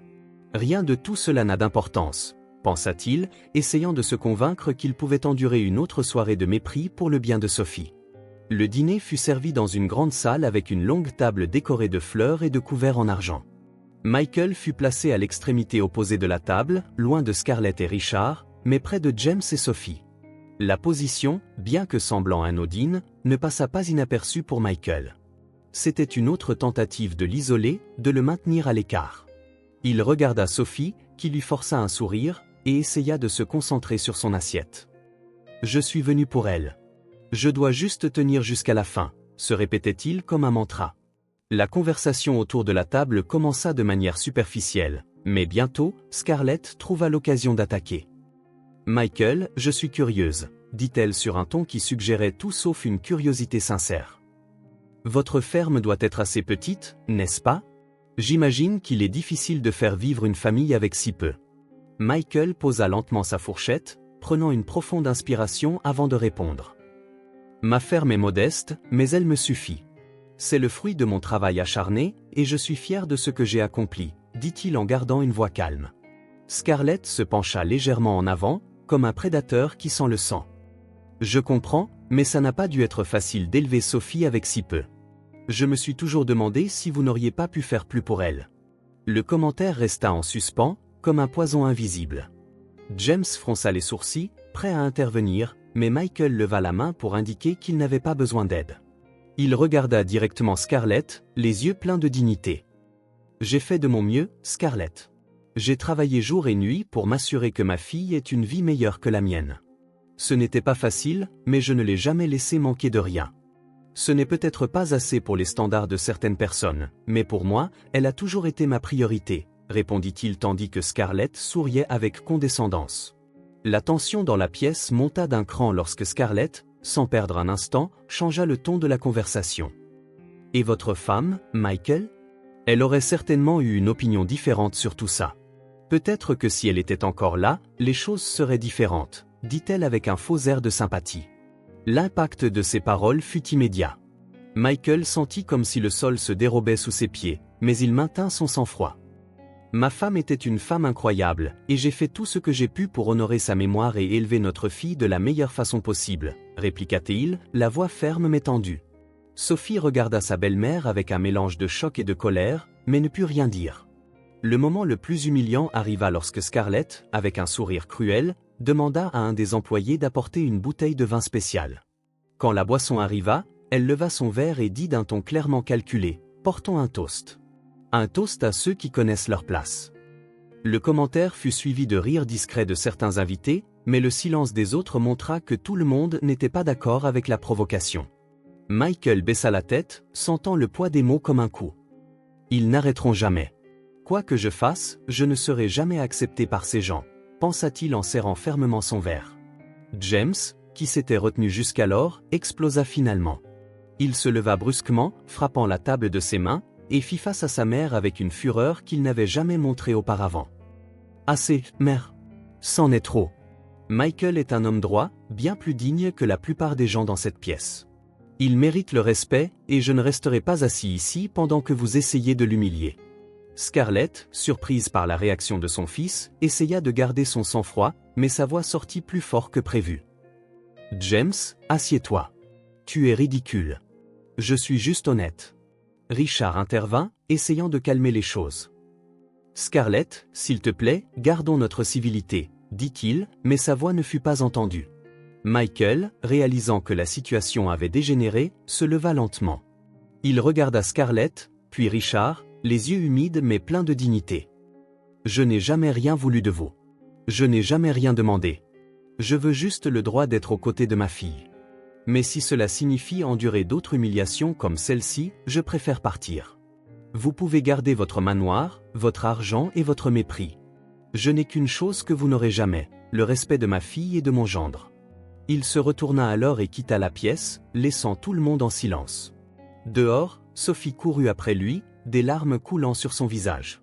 « Papa, s'il te plaît, ne pars pas. Ne les laisse pas te vaincre comme ça, » plaida-t-elle en lui attrapant le bras. Michael s'arrêta, la regardant avec tristesse. « Sophie, je ne peux plus faire ça. Je t'aime, mais je ne me soumettrai plus à d'autres humiliations. Tu auras toujours mon soutien, mais pas à l'intérieur de cette maison. » Sophie sanglota, incapable d'argumenter, tandis que Michael se dirigeait vers le portail. À l'intérieur du manoir, Scarlett, furieuse, regarda Richard et siffla « Je n'en resterai pas là. Je ferai tout ce qu'il faut pour me débarrasser de lui pour de bon. » La lumière du matin illuminait la petite ferme de Michael, tandis que le son des poules caquetant et des vaches meuglant au loin remplissait l'air. Sophie, assise sur le porche, tenait une tasse de café chaud, digérant encore les événements douloureux du dîner de la veille. Au loin, elle pouvait voir Michael se déplacer avec aisance parmi les animaux, comme si le poids du monde ne l'affectait pas. Mais elle savait que ce n'était pas vrai. Il était blessé, peut-être plus qu'il ne l'admettrait jamais. Il porte toujours le monde sur ses épaules et ne se plaint jamais. Comment ai-je pu le laisser traverser ça ? Pensa-t-elle en serrant sa tasse. Michael remarqua la présence de sa fille et se dirigea vers elle, s'essuyant les mains sales sur le chiffon qu'il portait. Il s'assit à côté d'elle, ne disant rien au début, laissant simplement le silence parler. Finalement, Sophie rompit le silence, sa voix faible et hésitante. « Papa, je pensais. Est-ce que je peux rester ici quelques jours? J'ai l'impression d'avoir besoin de m'éloigner de tout, de... » Michael regarda sa fille avec des yeux pleins de compréhension, mais aussi d'inquiétude. « Tu sais que c'est ta maison, Sophie. Ce le sera toujours. Mais ne penses-tu pas que tu devrais d'abord parler à James? Je ne veux pas être la cause de plus de conflits entre vous deux. » Sophie secoua la tête, évitant son regard. « Je ne sais pas si je suis prête pour ça. Je veux juste ressentir la paix pendant un moment. Et ici, avec toi, c'est le seul endroit où je peux la trouver. » Michael soupira profondément, reconnaissant la douleur dans les paroles de sa fille. « D'accord, Sophie. Si c'est ce dont tu as besoin, je serai là pour toi. Je l'ai toujours été et je le serai toujours, » dit-il en posant une main réconfortante sur la sienne. Sophie força un sourire, mais son esprit était toujours bloqué sur les regards jugeurs de la mère de James et les mots qui coupaient comme des couteaux. Dans les jours qui suivirent, Sophie commença à s'immerger dans la simple routine de la ferme. Elle se levait tôt pour aider Michael à nourrir les animaux, ramasser les œufs et organiser la grange. Pour la première fois depuis des années, elle sentit le poids de la vie que son père avait porté seul pendant si longtemps. « Je n'aurais jamais imaginé que ce serait si laborieux », commenta-t-elle en tenant un lourd seau de nourriture. Michael, avec un sourire subtil, répondit « Ce n'est pas facile, mais c'est gratifiant. Chaque parcelle de terre, chaque animal, ils font partie de moi. Tout comme toi, Sophie. » Ces paroles la touchèrent profondément, et Sophie réalisa qu'elle avait toujours sous-estimé le sacrifice qu'il avait fait pour elle. Pendant ce temps, au manoir, Scarlett était loin d'accepter la paix que Sophie trouvait à la ferme. Au petit déjeuner, elle observait James avec des yeux calculateurs, cherchant le moment pour l'attaquer. Finalement, elle posa sa tasse avec un bruit délibéré et commença. « James, ne penses-tu pas que Sophie se laisse trop influencer par son père? Il a toujours eu cette capacité à jouer la victime, n'est-ce pas? Les hommes comme lui, ils ne connaissent jamais leur place. » James, visiblement irrité, tenta de mettre fin à la conversation. « Mère, ce n'est pas vrai. Michael est un homme bon, et tu le sais. » Mais Scarlett n'en démordit pas. « Un homme bon, peut-être, mais il t'éloigne de ta vraie vie, de ta famille. Et si tu n'ouvres pas les yeux, il détruira tout. » Les mots de Scarlett restèrent dans l'esprit de James toute la journée. Il savait que sa mère avait tort, mais des doutes commencèrent à naître. Était-il juste envers Sophie, ou laissait-il, d'une manière ou d'une autre, Michael s'immiscer trop dans ses décisions? Alors que le soleil commençait à se coucher, il décida de se rendre à la ferme. « Je dois clarifier ça. Je ne peux pas laisser ces choses continuer sans une conversation, » pensa-t-il en conduisant sur le chemin de terre. La rencontre entre James et Sophie commença de manière amicale. Ils se promenèrent dans les environs de la ferme, James lui demandant comment elle se sentait. Sophie, toujours blessée, tenta d'éviter le sujet du dîner, mais elle ne put contenir sa colère bien longtemps. « James, tu ne comprends pas ce que c'était pour mon père. Il ne méritait rien de tout ça. Et toi, tu aurais dû faire plus, » dit-elle, la voix tremblante d'émotion. James s'arrêta de marcher et la regarda, surpris. « Sophie, j'ai essayé. Mais tu sais comment sont mes parents. Il n'est pas toujours possible de les affronter. Et franchement, ton père n'aide pas non plus. Il insiste toujours pour se mettre dans des situations inconfortables. » Les mots de James furent comme un coup pour Sophie. Elle le fixa, les yeux remplis de larmes et de fureur. « Tu es aussi faible qu'eux. Tu n'as pas le courage d'affronter la vérité. Mon père n'était là que parce que je le lui ai demandé, parce qu'il m'aime. Et tout ce qu'il a reçu, c'est de l'humiliation, » cria-t-elle, sa voix résonnant à travers le champ. James, blessé, leva les mains dans un geste défensif. « Je ne tolérerai pas que tu insultes mes parents. Ils ne sont pas parfaits, mais c'est ma famille. Tu t'attends à ce que je les abandonne simplement, que je coupe les ponts comme si c'était facile. » La dispute s'envenima jusqu'à ce que Sophie, en larmes, déclare « Je ne sais pas si je peux rester mariée à quelqu'un qui n'est pas entièrement de mon côté et de celui de mon père. » James resta silencieux un instant, digérant les paroles de Sophie. Finalement, il secoua la tête, les yeux remplis de tristesse. « Tu penses que c'est facile pour moi? Que je ne dois pas me battre contre ça tous les jours? J'essaie, Sophie, mais peut-être que tu en demandes plus que ce que je peux donner. » Sans attendre de réponse, il se retourna et commença à marcher vers sa voiture. Sophie le regarda s'éloigner, les larmes coulant librement sur son visage. « James, attends !» essaya-t-elle de dire, mais sa voix fut noyée par le bruit du moteur.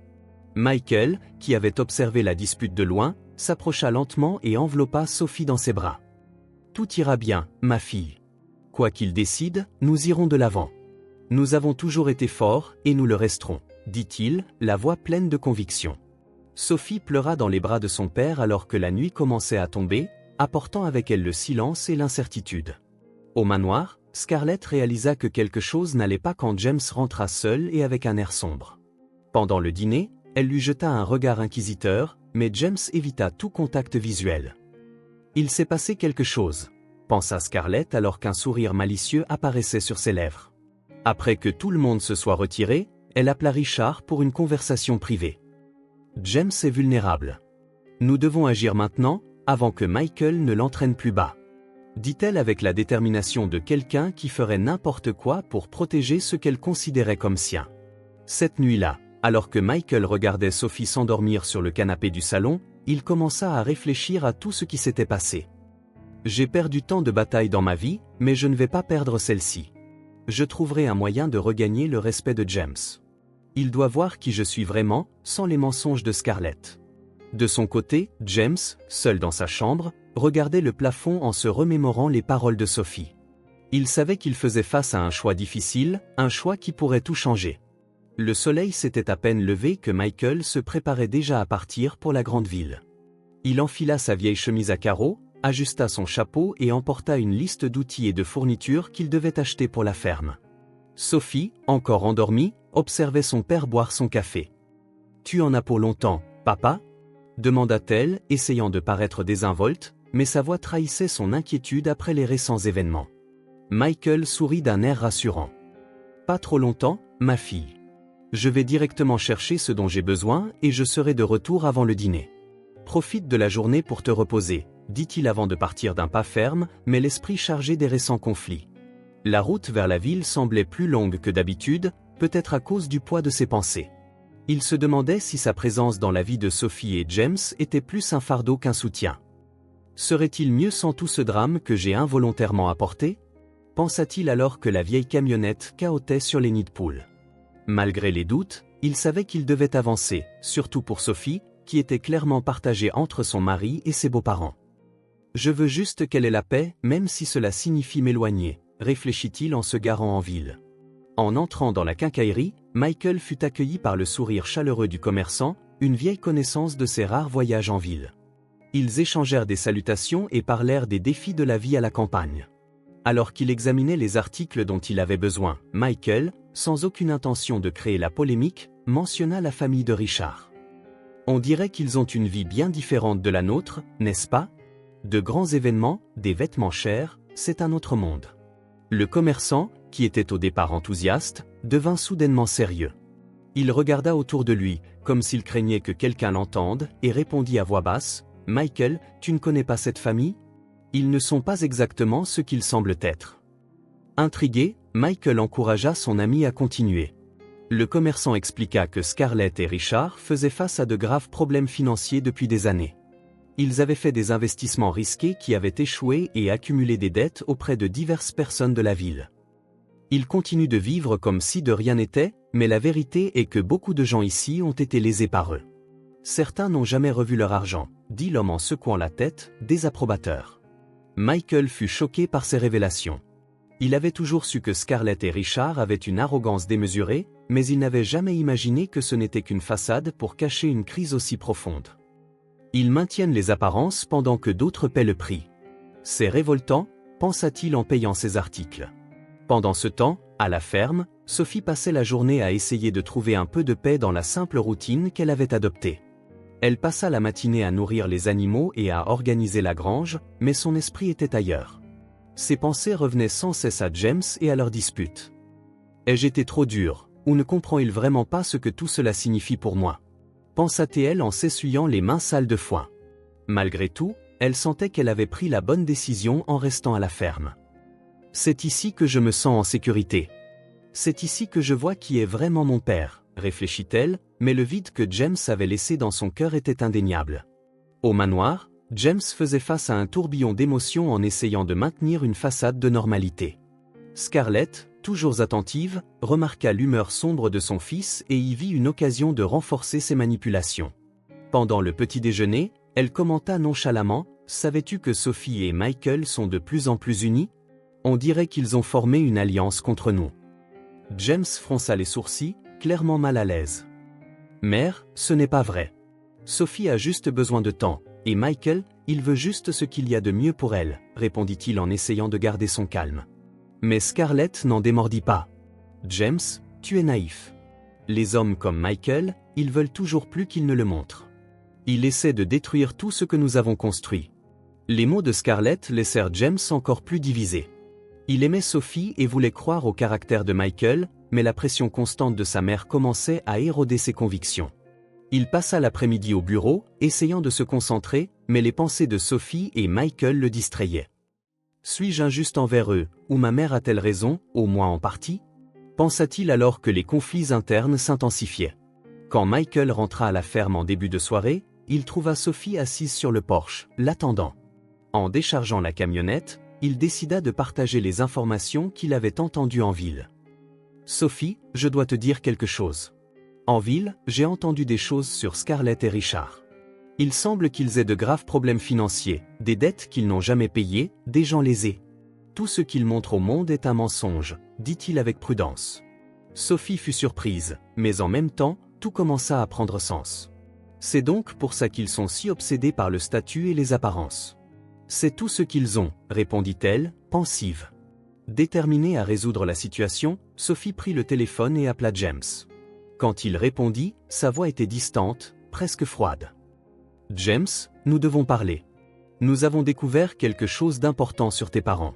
Je pense que ça pourrait changer les choses, » commença-t-elle, mais James l'interrompit. « Sophie, j'en ai marre de ça. Toujours les mêmes accusations contre eux.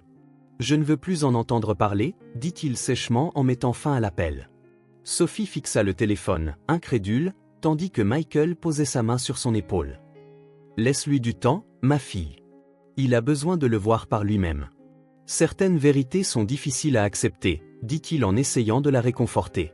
Au manoir, Richard, ignorant la gravité de la situation, mentionna nonchalamment à Scarlett que Michael avait parlé d'eux en ville.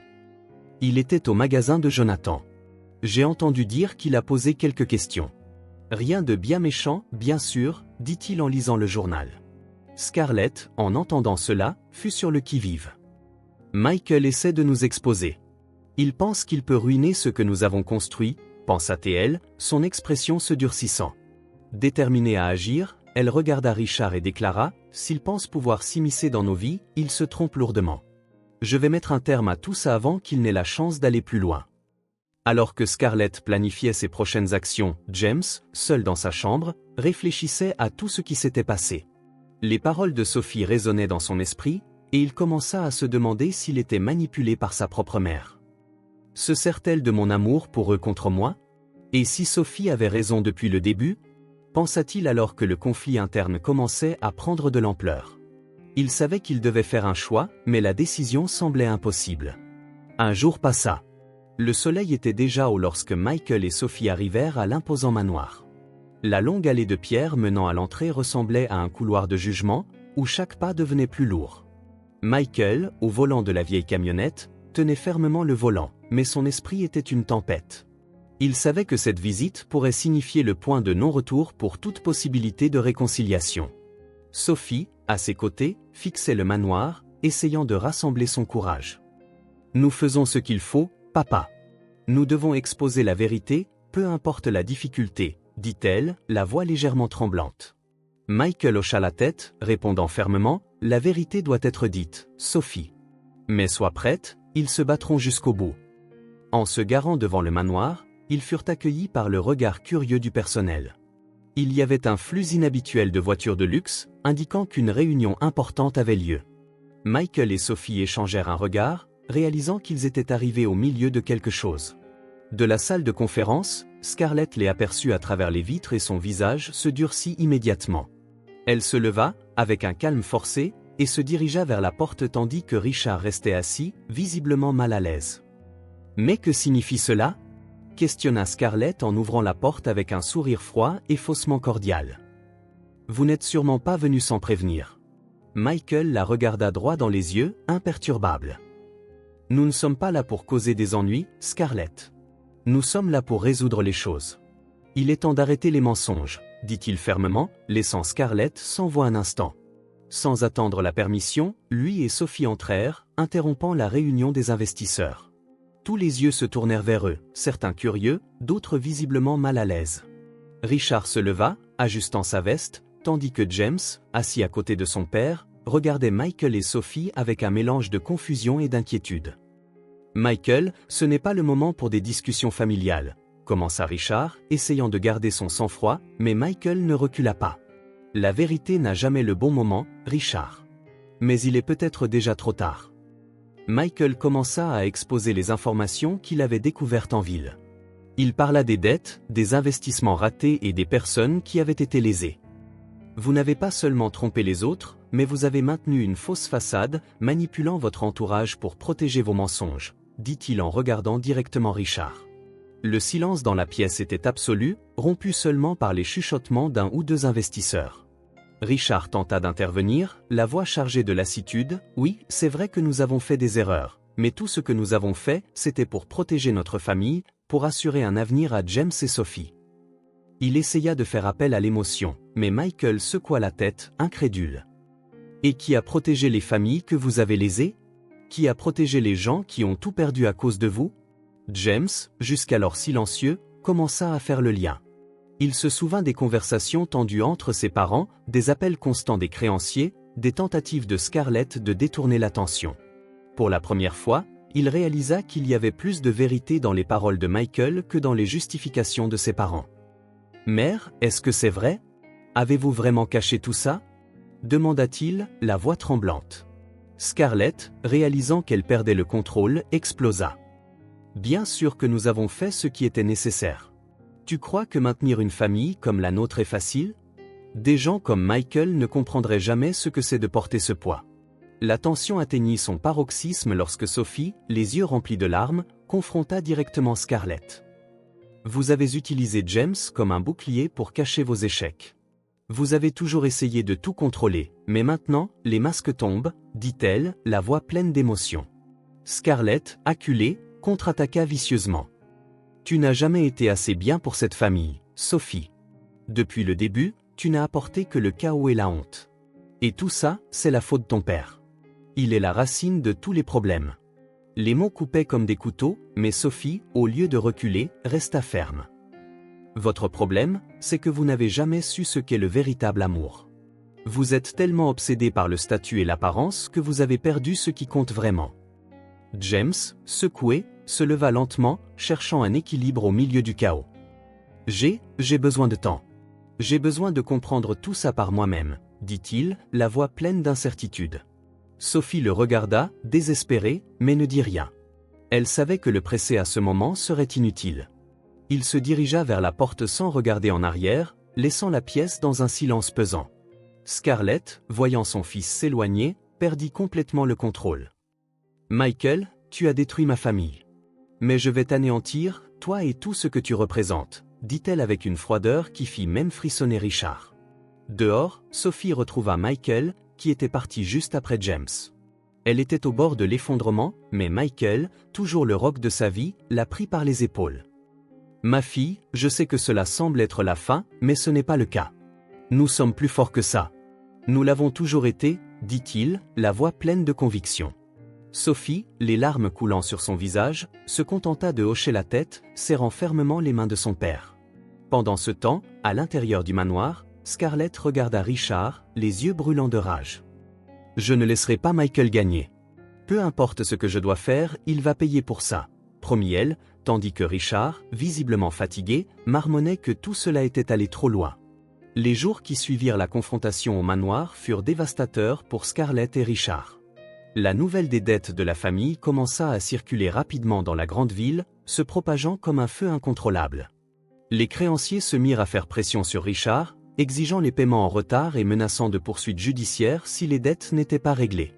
Le manoir, autrefois symbole ultime du pouvoir et du statut social de la famille, devint un fardeau insoutenable.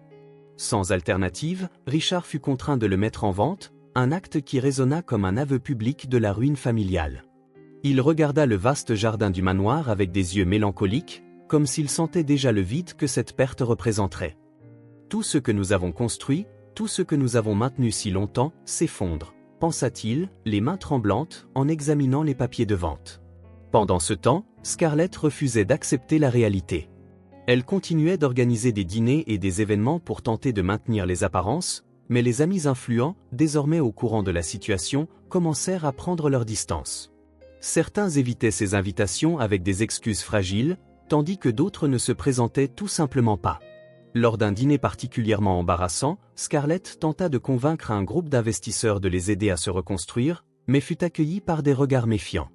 L'un des invités, autrefois proche de la famille, dit sèchement « Scarlett, il est peut-être temps d'accepter que certaines choses ne peuvent pas être sauvées. » Les mots la frappèrent comme un coup, mais Scarlett, maintenant son faux sourire, répondit froidement « Nous ne sommes jamais tombés, et ce n'est pas maintenant que ça arrivera. » À la ferme, Michael et Sophie tentaient d'avancer, faisant toujours face au poids du départ de James. Sophie s'immergea dans le travail aux côtés de son père, aidant à soigner les animaux et à organiser la vente des produits agricoles. Ses mains, autrefois habituées au luxe, étaient maintenant marquées par le dur labeur. Elle sentait que chaque jour à la ferme l'aidait à renouer avec ses racines et à comprendre la vraie valeur de ce que son père avait toujours fait pour elle. La vie ici peut être dure, mais elle est réelle. Chaque effort, chaque résultat, rien de tout cela n'est faux, dit-elle à Michael alors qu'ils organisaient des paniers de produits pour le marché local. Il répondit avec un sourire fier, « Tu commences à comprendre, ma fille. Ce que nous avons ici n'est peut-être pas grand-chose, mais c'est à nous, et personne ne peut nous l'enlever. » Les ventes commencèrent à augmenter de manière inattendue. Le travail acharné de Michael et Sophie portait ses fruits, et ils commencèrent enfin à gagner assez d'argent pour investir dans des améliorations pour la ferme. Michael ressentit un mélange de soulagement et d'espoir en voyant les résultats de leur effort commun. Avec le temps, tout peut être reconstruit, pensa-t-il en regardant Sophie discuter avec animation avec les clients du marché. Mais malgré les petites victoires, le départ de James continuait de peser lourdement sur Sophie. Le soir, assise sur le porche, elle regardait l'horizon et disait à son père, « Je ne sais pas s'il reviendra, papa. Et même s'il revient, je ne sais pas s'il sera le même. Son influence est trop forte. » Michael, la voix calme mais pleine de conviction, répondit, « James a besoin de temps, ma fille. Parfois, la vérité n'apparaît que lorsqu'il n'y a plus moyen de la cacher. » Alors que Sophie et Michael renforçaient leur vie à la ferme, Scarlett, dans un acte de désespoir, décida d'affronter Michael personnellement. Une semaine après la confrontation au manoir, elle apparut à l'improviste à la ferme, sa voiture de luxe soulevant la poussière sur le chemin de terre. En sortant de la voiture, Scarlett arborait la même posture arrogante que toujours, mais ses yeux montraient la pression et le désespoir qu'elle essayait de cacher. Michael, qui était dans la grange, se dirigea calmement vers elle, tandis que Sophie, au loin, observait la scène avec appréhension. « Michael, » commença Scarlett, la voix chargée de mépris. « Vous êtes allé trop loin. Vous avez tout ruiné, mes amitiés, ma famille, ma réputation. Tout ça à cause de votre obsession de nous faire tomber. » Michael resta calme, croisant les bras en la regardant. « Scarlett, je n'ai rien ruiné. J'ai juste mis en lumière ce que vous avez toujours essayé de cacher. Ce qui se passe maintenant n'est que la conséquence de vos propres choix, » répondit-il, la voix ferme et implacable. Scarlett fit quelques pas en avant, pointant son doigt vers lui. « Vous pensez être meilleur que moi, n'est-ce pas? Vous pensez qu'avec votre ferme et votre morale à bas prix, vous pouvez me faire la leçon? Vous n'êtes rien, Michael, rien. » Michael s'avança, la regardant droit dans les yeux. « Vous ne comprenez pas, Scarlett. Ma vie ne dépend pas des apparences ou du statut. Tout ce que j'ai ici a été construit par un travail honnête, quelque chose que vous ne comprendrez jamais. Vous pouvez essayer tout ce que vous voulez, mais je ne céderai pas à vos menaces, » dit-il, sa voix chargée d'une détermination inébranlable. Scarlett, réalisant que ses paroles n'avaient pas l'effet désiré, eut un sourire froid et menaçant. « Vous pensez avoir vu le pire de moi, Michael? Vous n'avez encore rien vu. Je ferai en sorte que vous regrettiez chaque mot, chaque action, » dit-elle avant de monter dans sa voiture et de partir à toute vitesse, soulevant un nuage de poussière. Pendant que Scarlett complotait sa vengeance, James, seul dans une chambre d'hôtel, continuait de réfléchir aux paroles de Michael et Sophie. Il revoyait chaque conversation, chaque moment, essayant de trouver la vérité au milieu de la confusion créée par ses parents. Il savait que quelque chose n'allait pas, mais l'admettre signifierait affronter tout ce qu'il croyait être vrai. Assis sur le bord du lit, il se murmura « Ai-je été aveugle tout ce temps? M'ont-ils vraiment manipulé pour maintenir les apparences? Et si Sophie et Michael avaient raison depuis le début ?» Les questions pesaient lourdement sur son esprit, mais il savait qu'il avait besoin de réponses, non seulement pour lui-même, mais pour sauver ce qui restait de sa relation avec Sophie. Le chant des oiseaux à la ferme semblait plus léger ce matin-là, mais Michael ne se permettait pas de se détendre complètement. Il savait que même avec les petites avancées des ventes, la tension planait toujours sur sa famille. Sophie était dans la grange, organisant des paniers de fruits pour une nouvelle livraison, mais son regard vide trahissait ce qui occupait réellement son esprit, James. Tandis qu'elle travaillait, Michael observait de loin, se demandant s'il devait engager la conversation ou lui laisser l'espace dont elle semblait avoir besoin. Mais avant qu'il ne puisse agir, le bruit d'une vieille voiture se garant à l'entrée attira leur attention. Michael sortit le premier, avec la méfiance habituelle de quelqu'un qui avait eu affaire à des visiteurs indésirables. Sophie, hésitante, suivit peu après.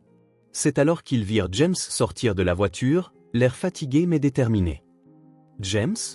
demanda Sophie, presque incrédule. Il fit quelques pas vers elle, les mains visiblement tremblantes. « Il fallait que je vienne, Sophie. Je dois arranger les choses. J'ai été aveugle trop longtemps, dit-il, la voix étranglée, ses yeux cherchant à la fois ceux de Sophie et de Michael. Le silence qui suivit fut écrasant, jusqu'à ce que Sophie fasse un pas en avant, brisant la distance entre eux. « James, tu ne sais pas depuis combien de temps j'attendais d'entendre ça. Mais il y a encore tant de choses à régler, répondit-elle, sa voix toujours marquée par la blessure. Michael, debout près de la porte, observait son gendre d'un regard évaluateur. Finalement, il s'avança et parla fermement. « Si tu es ici pour réparer ce que tu as cassé, tu devras être honnête et affronter les conséquences. Pas seulement avec Sophie, mais avec toi-même aussi. » James hocha la tête, clairement conscient du poids des mots de Michael. Il se rapprocha, faisant maintenant face à son beau-père. « J'ai eu tort, Michael. Tort de les croire aveuglément, de douter de vous. Mais maintenant, je vois. Je vois comment ils m'ont manipulé. Je suis ici pour m'excuser, non seulement auprès de vous, mais aussi auprès de Sophie. Je veux arranger ça, dit-il, la voix stable mais les yeux trahissant un homme fatigué de se battre contre ses propres doutes. Sophie regarda son père, cherchant un signe qu'il croyait en la sincérité de James. Michael, après un bref silence, hocha la tête. « Eh bien, mon garçon, je suppose que tu sais ce que tu as à faire. Mais souviens-toi, les mots sont faciles.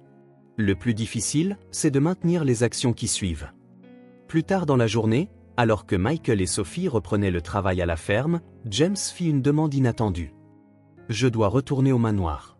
Je dois leur parler une dernière fois. Je ne laisserai pas cette porte ouverte. Ils doivent savoir qu'ils ne peuvent plus s'immiscer dans ma vie, dans notre vie, dit-il en regardant directement Sophie. Elle hésita un instant, inquiète de ce qui pourrait arriver, mais finit par accepter. « Si c'est ce que tu dois faire, James, alors vas-y. Mais sache que, quoi qu'il arrive, je suis de ton côté, dit-elle en lui tenant les mains. Michael, entendant cela, s'assura de renforcer le message. « N'oublie juste pas qui tu es maintenant, James.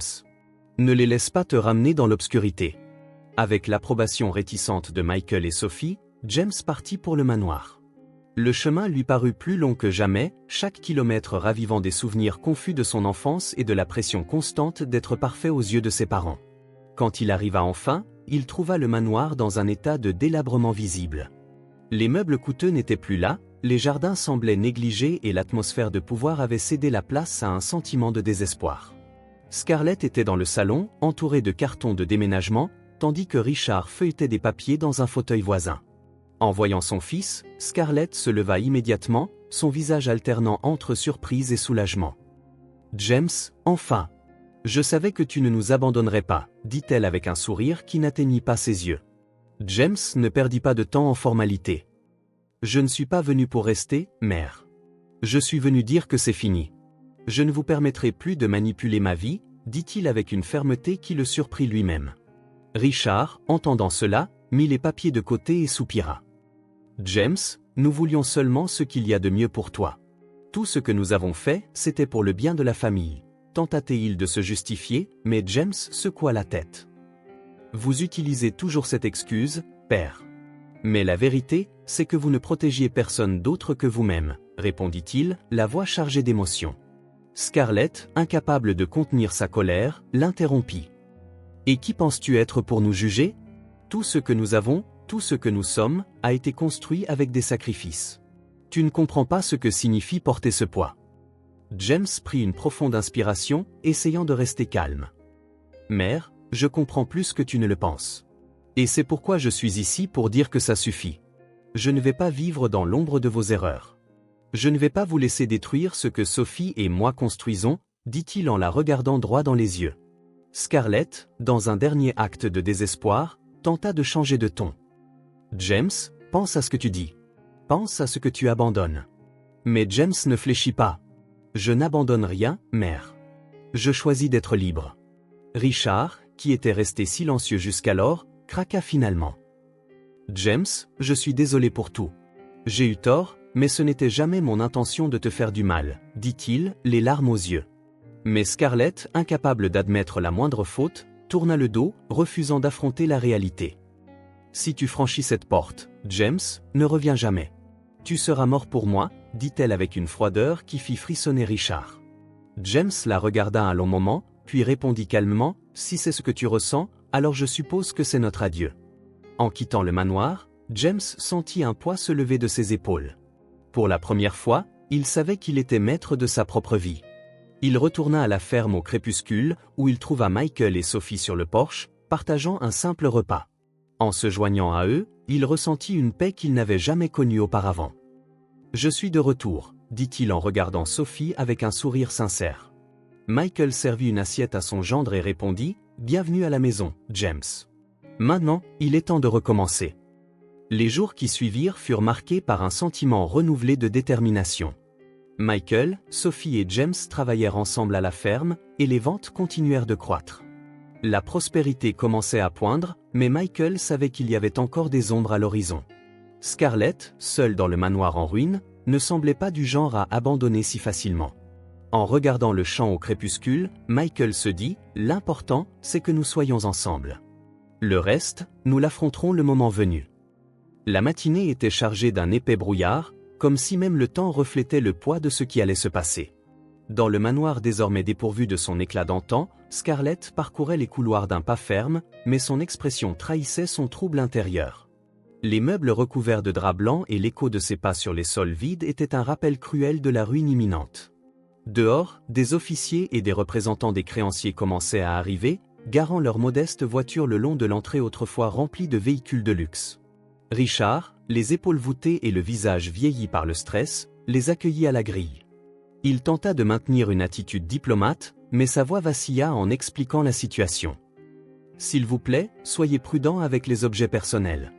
Nous sommes encore en transition, demanda-t-il, mais fut promptement ignoré. L'un des officiers répondit sèchement, « Notre priorité est d'évaluer et de vendre aux enchères tout ce qui est nécessaire. Vos préférences ne font pas partie du processus. » Scarlett, debout à l'entrée du manoir, observait l'agitation en silence.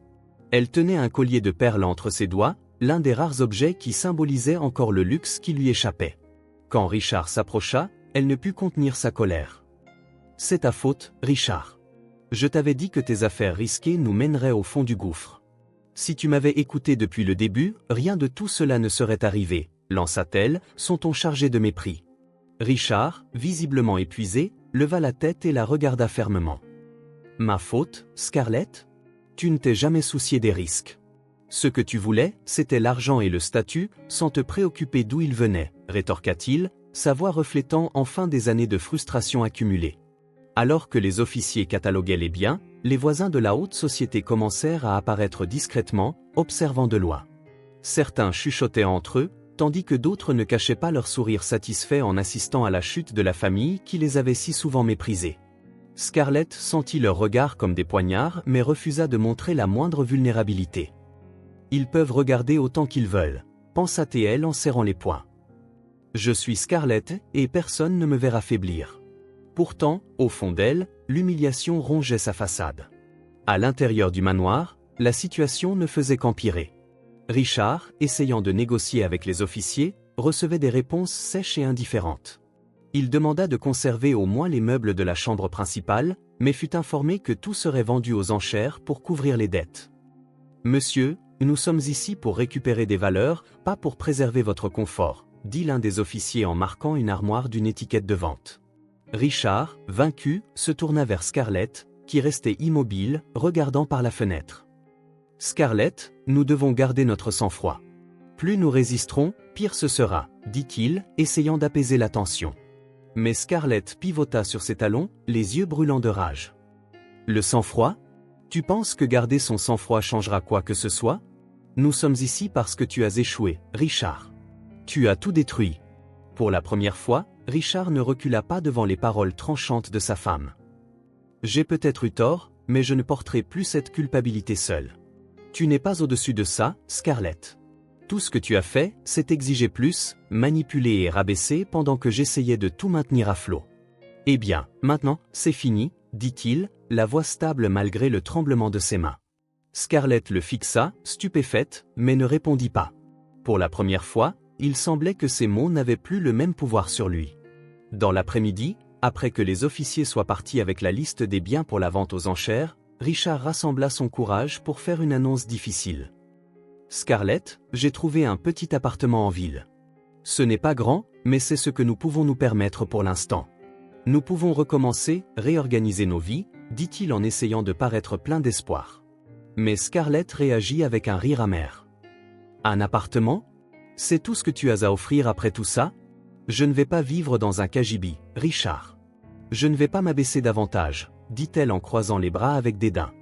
Richard, irrité par son refus d'accepter la réalité, perdit finalement patience. Tu sais quoi, Scarlett? C'est peut-être mieux ainsi. J'en ai assez de ton orgueil, de ta froideur, de la façon dont tu as toujours placé le statut au-dessus de tout, même de notre famille. Si tu ne veux pas essayer de reconstruire ça avec moi, alors pars. Mais je ne porterai plus ce poids, déclara-t-il, sa voix débordant d'un mélange de colère et de soulagement. La dispute atteignit son paroxysme lorsque Scarlett, dans un dernier acte de mépris, attrapa quelques bijoux et vêtements et déclara « Je n'ai pas besoin de toi, Richard. Je ne l'ai jamais fait. Et tu verras que je peux remonter au sommet toute seule. » Sans regarder en arrière, elle sortit, laissant Richard debout dans le salon vide. Il soupira profondément, ressentant un étrange mélange de tristesse et de liberté.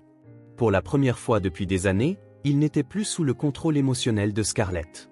Alors qu'elle s'éloignait en taxi, il se murmura « C'est peut-être exactement ce dont j'avais besoin. » Pendant ce temps, Scarlett, dans une chambre d'hôtel bon marché, fixait son reflet dans le miroir.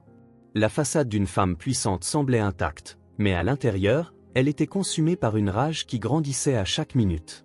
« Il pense pouvoir me réduire à ça, que je vais simplement accepter la défaite, » se murmura-t-elle, les yeux fixés sur son propre reflet. Malgré la chute, la flamme de la vengeance brûlait dans son cœur. Elle prit un carnet de son sac et commença à griffonner frénétiquement, complotant des stratégies possibles pour retrouver sa position. Chaque nom qu'elle écrivait était un rappel de sa détermination à remonter, peu importe le coût. Pendant ce temps, à la ferme, Michael, Sophie et James travaillaient ensemble pour développer la production. Les ventes continuaient de croître, et ils commençaient enfin à avoir une stabilité financière qui semblait autrefois impossible. À la fin de la journée, assis autour de la table pour un simple repas, Michael regarda sa fille et son gendre et dit « Nous avons traversé beaucoup de choses, mais nous sommes plus forts que jamais. Et tant que nous serons ensemble, nous pourrons tout affronter. » Sophie, tenant la main de James, répondit « Tu as toujours été l'exemple de la force, père. Maintenant, c'est à notre tour d'honorer cela. » Cependant, alors que la vie à la ferme prospérait, une ombre planait toujours sur eux. Scarlett, même déchue, n'était pas du genre à abandonner facilement. Michael savait que le dernier chapitre de cette histoire n'était pas encore écrit. En regardant les champs au crépuscule, il se dit « La tempête est passée, mais l'horizon semble encore menaçant. Peu importe, nous sommes prêts à tout ce qui viendra. » Les premiers rayons de soleil perçaient les rideaux du modeste appartement de Richard, éclairant les meubles simples et les objets soigneusement rangés.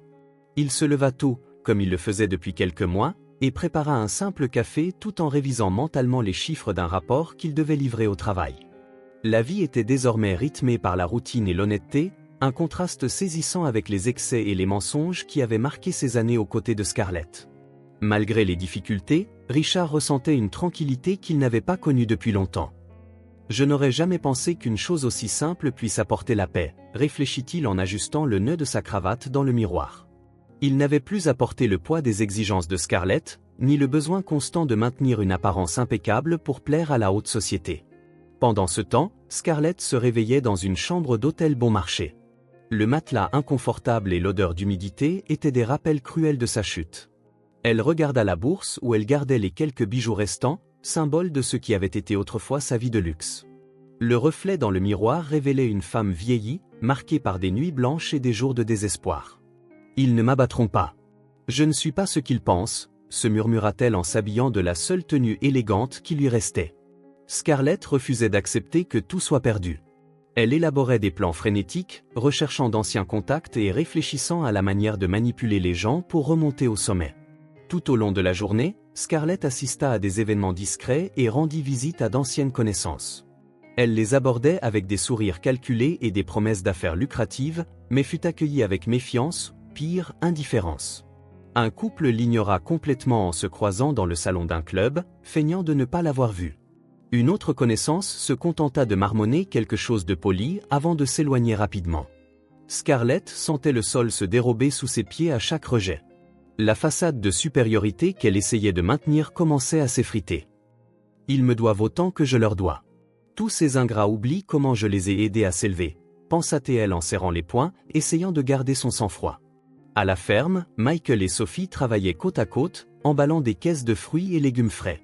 La routine apportait un sentiment de but, surtout pour Sophie, qui n'aurait jamais imaginé se sentir si connectée au travail de son père. Entre deux tâches, ils discutaient de la manière d'étendre les ventes et d'améliorer la logistique. James, qui aidait à l'arrière, semblait chaque jour plus intégré à la nouvelle vie. « Papa, je n'avais jamais réalisé à quel point la simplicité peut être précieuse », commenta Sophie en attachant les boîtes avec des cordes solides.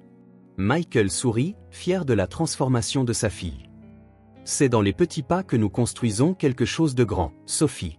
Et la base de cela, c'est toujours le travail honnête. » Mais alors que la ferme prospérait, Scarlett s'enfonçait plus profondément dans sa paranoïa. Après plusieurs tentatives infructueuses de retrouver son statut social, elle commença à blâmer Michael et sa famille pour son malheur. « Ils m'ont tout volé. Sans ce misérable fermier et sa fille ingrate, je serais toujours au sommet, » se disait-elle en faisant les 100 pas dans sa chambre.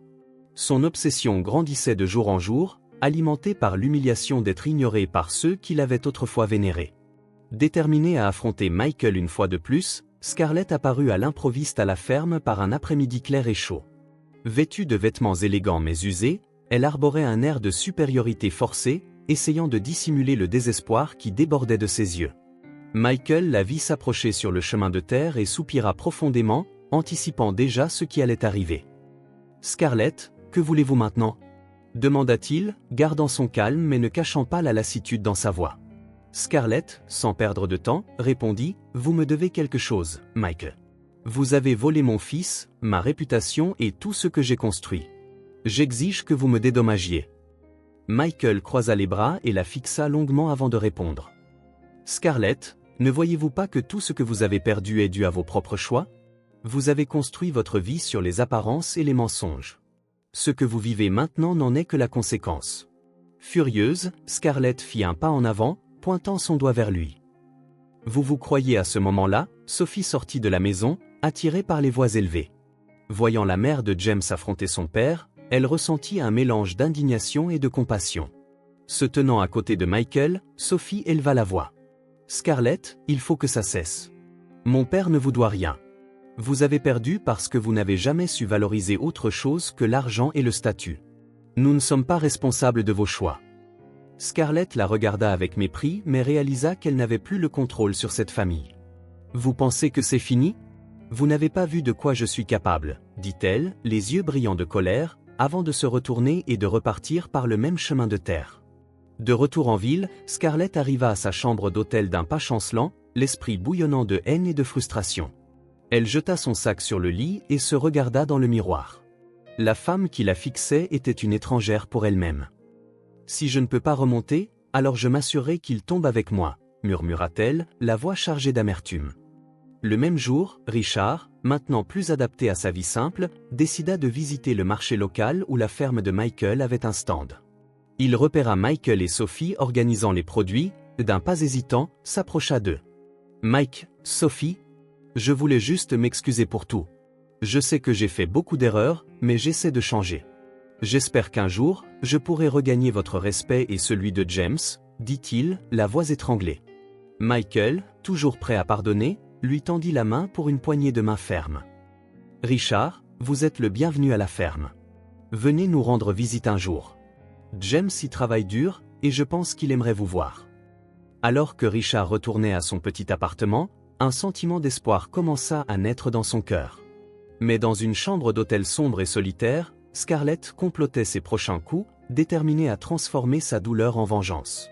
À la ferme, les premiers rayons du matin annonçaient une nouvelle journée de travail, l'air. La coopérative, fruit de mois d'efforts collectifs, était enfin pleinement opérationnelle. Des camions arrivaient pour charger les produits frais, et les ventes directes à de plus grands marchés assuraient des bénéfices que Michael n'aurait jamais imaginé possibles. Il se tenait sur le porche, observant l'agitation avec une fierté silencieuse. Je savais qu'avec un travail honnête, nous pourrions aller plus loin, pensa-t-il en voyant Sophie superviser l'équipe et James aider à organiser les livraisons. Père, je n'aurais jamais imaginé que la ferme pourrait atteindre ce point, dit Sophie en s'approchant de lui avec un sourire. Le mérite nous revient à tous, répondit Michael, les yeux brillants, mais c'est une fierté particulière de vous voir, toi et James, unis, construisant quelque chose ensemble. Vous êtes ma plus grande réussite. Sophie sentit une boule dans sa gorge, émue, et serra la main de son père. Je promets que nous continuerons à travailler dur pour honorer tout ce que tu as fait pour nous, père. James, maintenant plus confiant et humble, était méconnaissable par rapport à l'homme qui était arrivé là des mois auparavant. Le travail manuel, les défis de la vie à la campagne et la compagnie de Michael avaient façonné sa perspective sur le monde et sur lui-même. Il s'approcha, la chemise tachée de terre, et posa sa main sur l'épaule de Michael. Vous m'avez appris plus en quelques mois que je n'ai appris de toute ma vie. Merci de m'avoir montré ce qui compte vraiment, dit James sincèrement. Michael hocha simplement la tête, sentant que plus de mots n'étaient nécessaires. Le silence, chargé de gratitude, suffisait. Pendant ce temps, dans un petit appartement étouffant en ville, Scarlett était assise dans un fauteuil usé, le téléphone à la main. Elle avait passé les dernières heures à essayer d'appeler des connaissances de la haute société, mais tous les numéros menaient à des voix froides et des excuses toutes faites. Le rejet était un coup douloureux pour quelqu'un qui avait toujours vécu entouré de flatteurs. Ils étaient mes amis. J'étais là quand ils avaient besoin de moi, murmura-t-elle, les yeux fixés sur la fenêtre.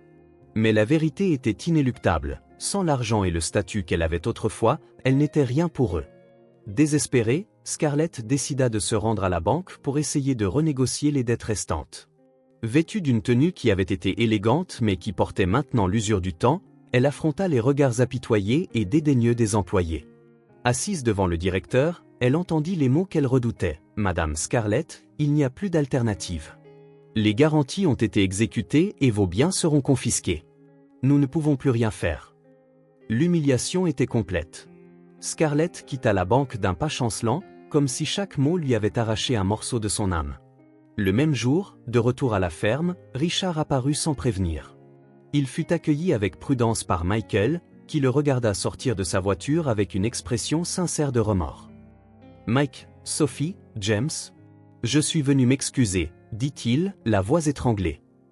Je sais que j'ai fait beaucoup d'erreurs et que mes choix ont contribué à tout ce qui s'est passé. Mais j'essaie d'être une meilleure personne. J'ai besoin que vous le sachiez. James, qui était sorti pour accueillir son père, croisa les bras et prit une profonde inspiration avant de répondre.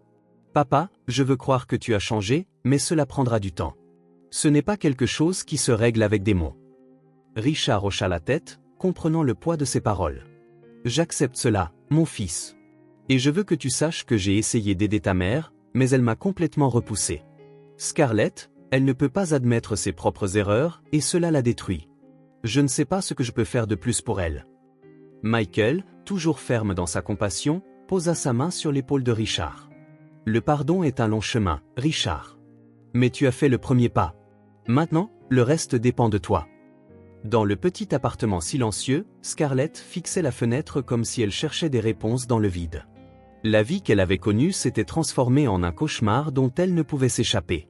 Au centre de la table à manger improvisée, un verre de vin bon marché était à moitié vide, et la faible lumière de la seule lampe de l'appartement mettait en évidence les murs écaillés. Elle serrait un vieil agenda où elle griffonnait frénétiquement des noms et des idées, essayant de reconstituer un plan pour retrouver sa position. Mais au milieu de tout cela, une pensée récurrente la consumait, la trahison de tout son entourage. Personne ne m'a aidé. Ni Richard, ni James, ni ses faux amis de la société. Ils se sont retournés contre moi. Ils m'ont laissé comme ça, marmonne-t-elle furieusement, griffonnant sur le papier au point de presque déchirer la page. De l'autre côté de la ville, Richard faisait de petits pas vers une nouvelle vie. Le simple appartement qu'il avait loué, bien que modeste, était ordonné et fonctionnel. Il avait commencé à travailler dans un petit marché en tant que responsable financier, une occupation qui lui donnait un sentiment de but qu'il n'avait pas ressenti depuis des années. Ce matin-là, en partant au travail, il s'arrêta dans le couloir et regarda la porte de Scarlett. Il était évident qu'elle était toujours là, mais il n'eut pas le courage de frapper ou de tenter une conversation. Elle doit trouver son propre chemin. Mais peut-être qu'elle ne sait pas comment, pensa-t-il en descendant les escaliers. Il se sentait coupable de l'avoir abandonnée, mais en même temps, soulagé d'être enfin libre du poids de ses attentes. À la ferme de Michael, le contraste avec la vie de Scarlett et Richard était saisissant. La coopérative avait considérablement grandi, et les produits de la ferme étaient désormais vendus dans les grands marchés de la région.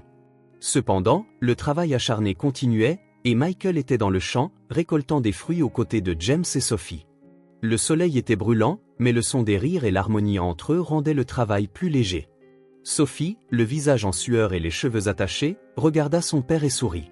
« On dirait que nous sommes enfin là où nous devions être, papa. » « Ce n'est pas parfait, mais c'est à nous, » dit-elle en s'essuyant le visage avec son bras.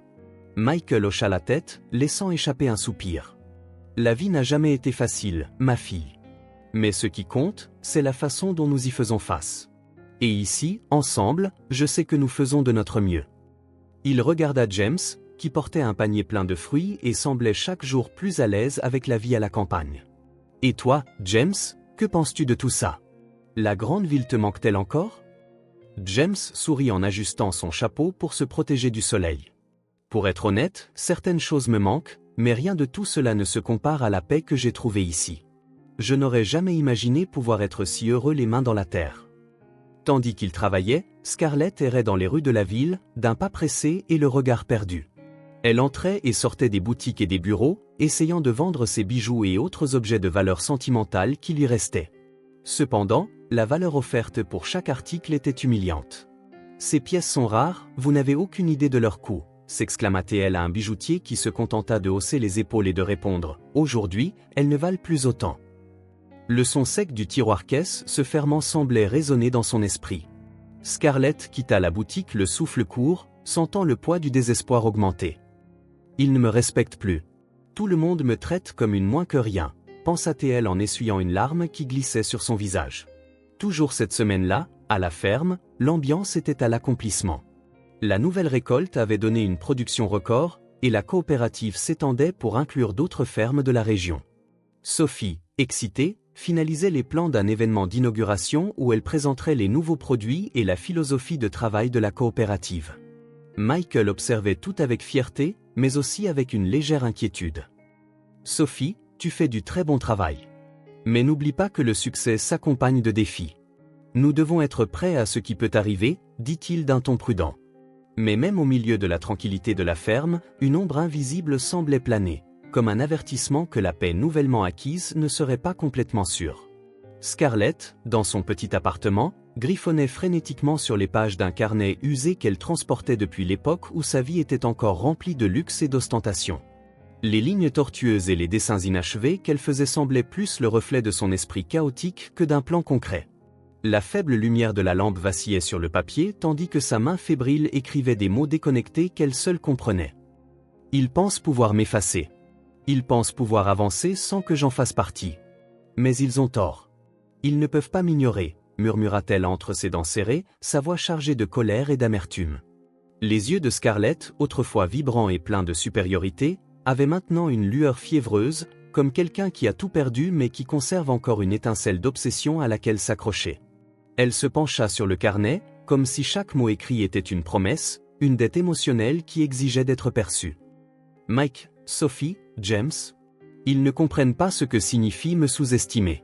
Je suis toujours là, et je m'assurerai qu'ils ressentent ma présence, qu'ils le veuillent ou non. Le son de sa voix se répercuta sur les murs vides de l'appartement, rendant sa solitude encore plus évidente. Au loin, le bruit des voitures passant dans la rue lui parvenait à peine, étouffé par les rideaux fermés et l'isolement qu'elle s'était imposé.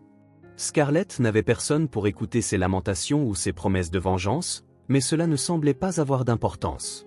Pour elle, les pages griffonnées et les pensées bouillonnantes étaient tout ce dont elle avait besoin pour le moment. À chaque coup de plume, elle dessinait un échiquier imaginaire où elle se croyait encore une joueuse active, même si la réalité disait le contraire.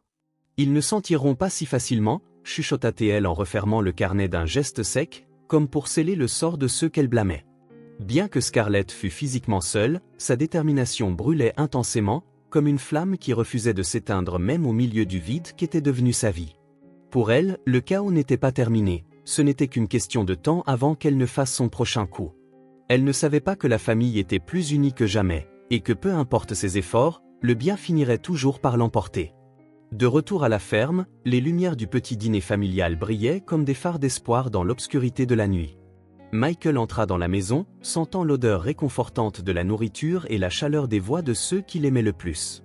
En s'asseyant à table à côté de Sophie et James, le sentiment de paix et d'appartenance était presque tangible. Nous sommes ensemble, et c'est ce qui compte. La vie n'a jamais été parfaite, mais c'est dans ces moments que je vois à quel point cela valait la peine de se battre, pensa-t-il alors qu'ils partageaient tous des histoires et des rêves pour l'avenir.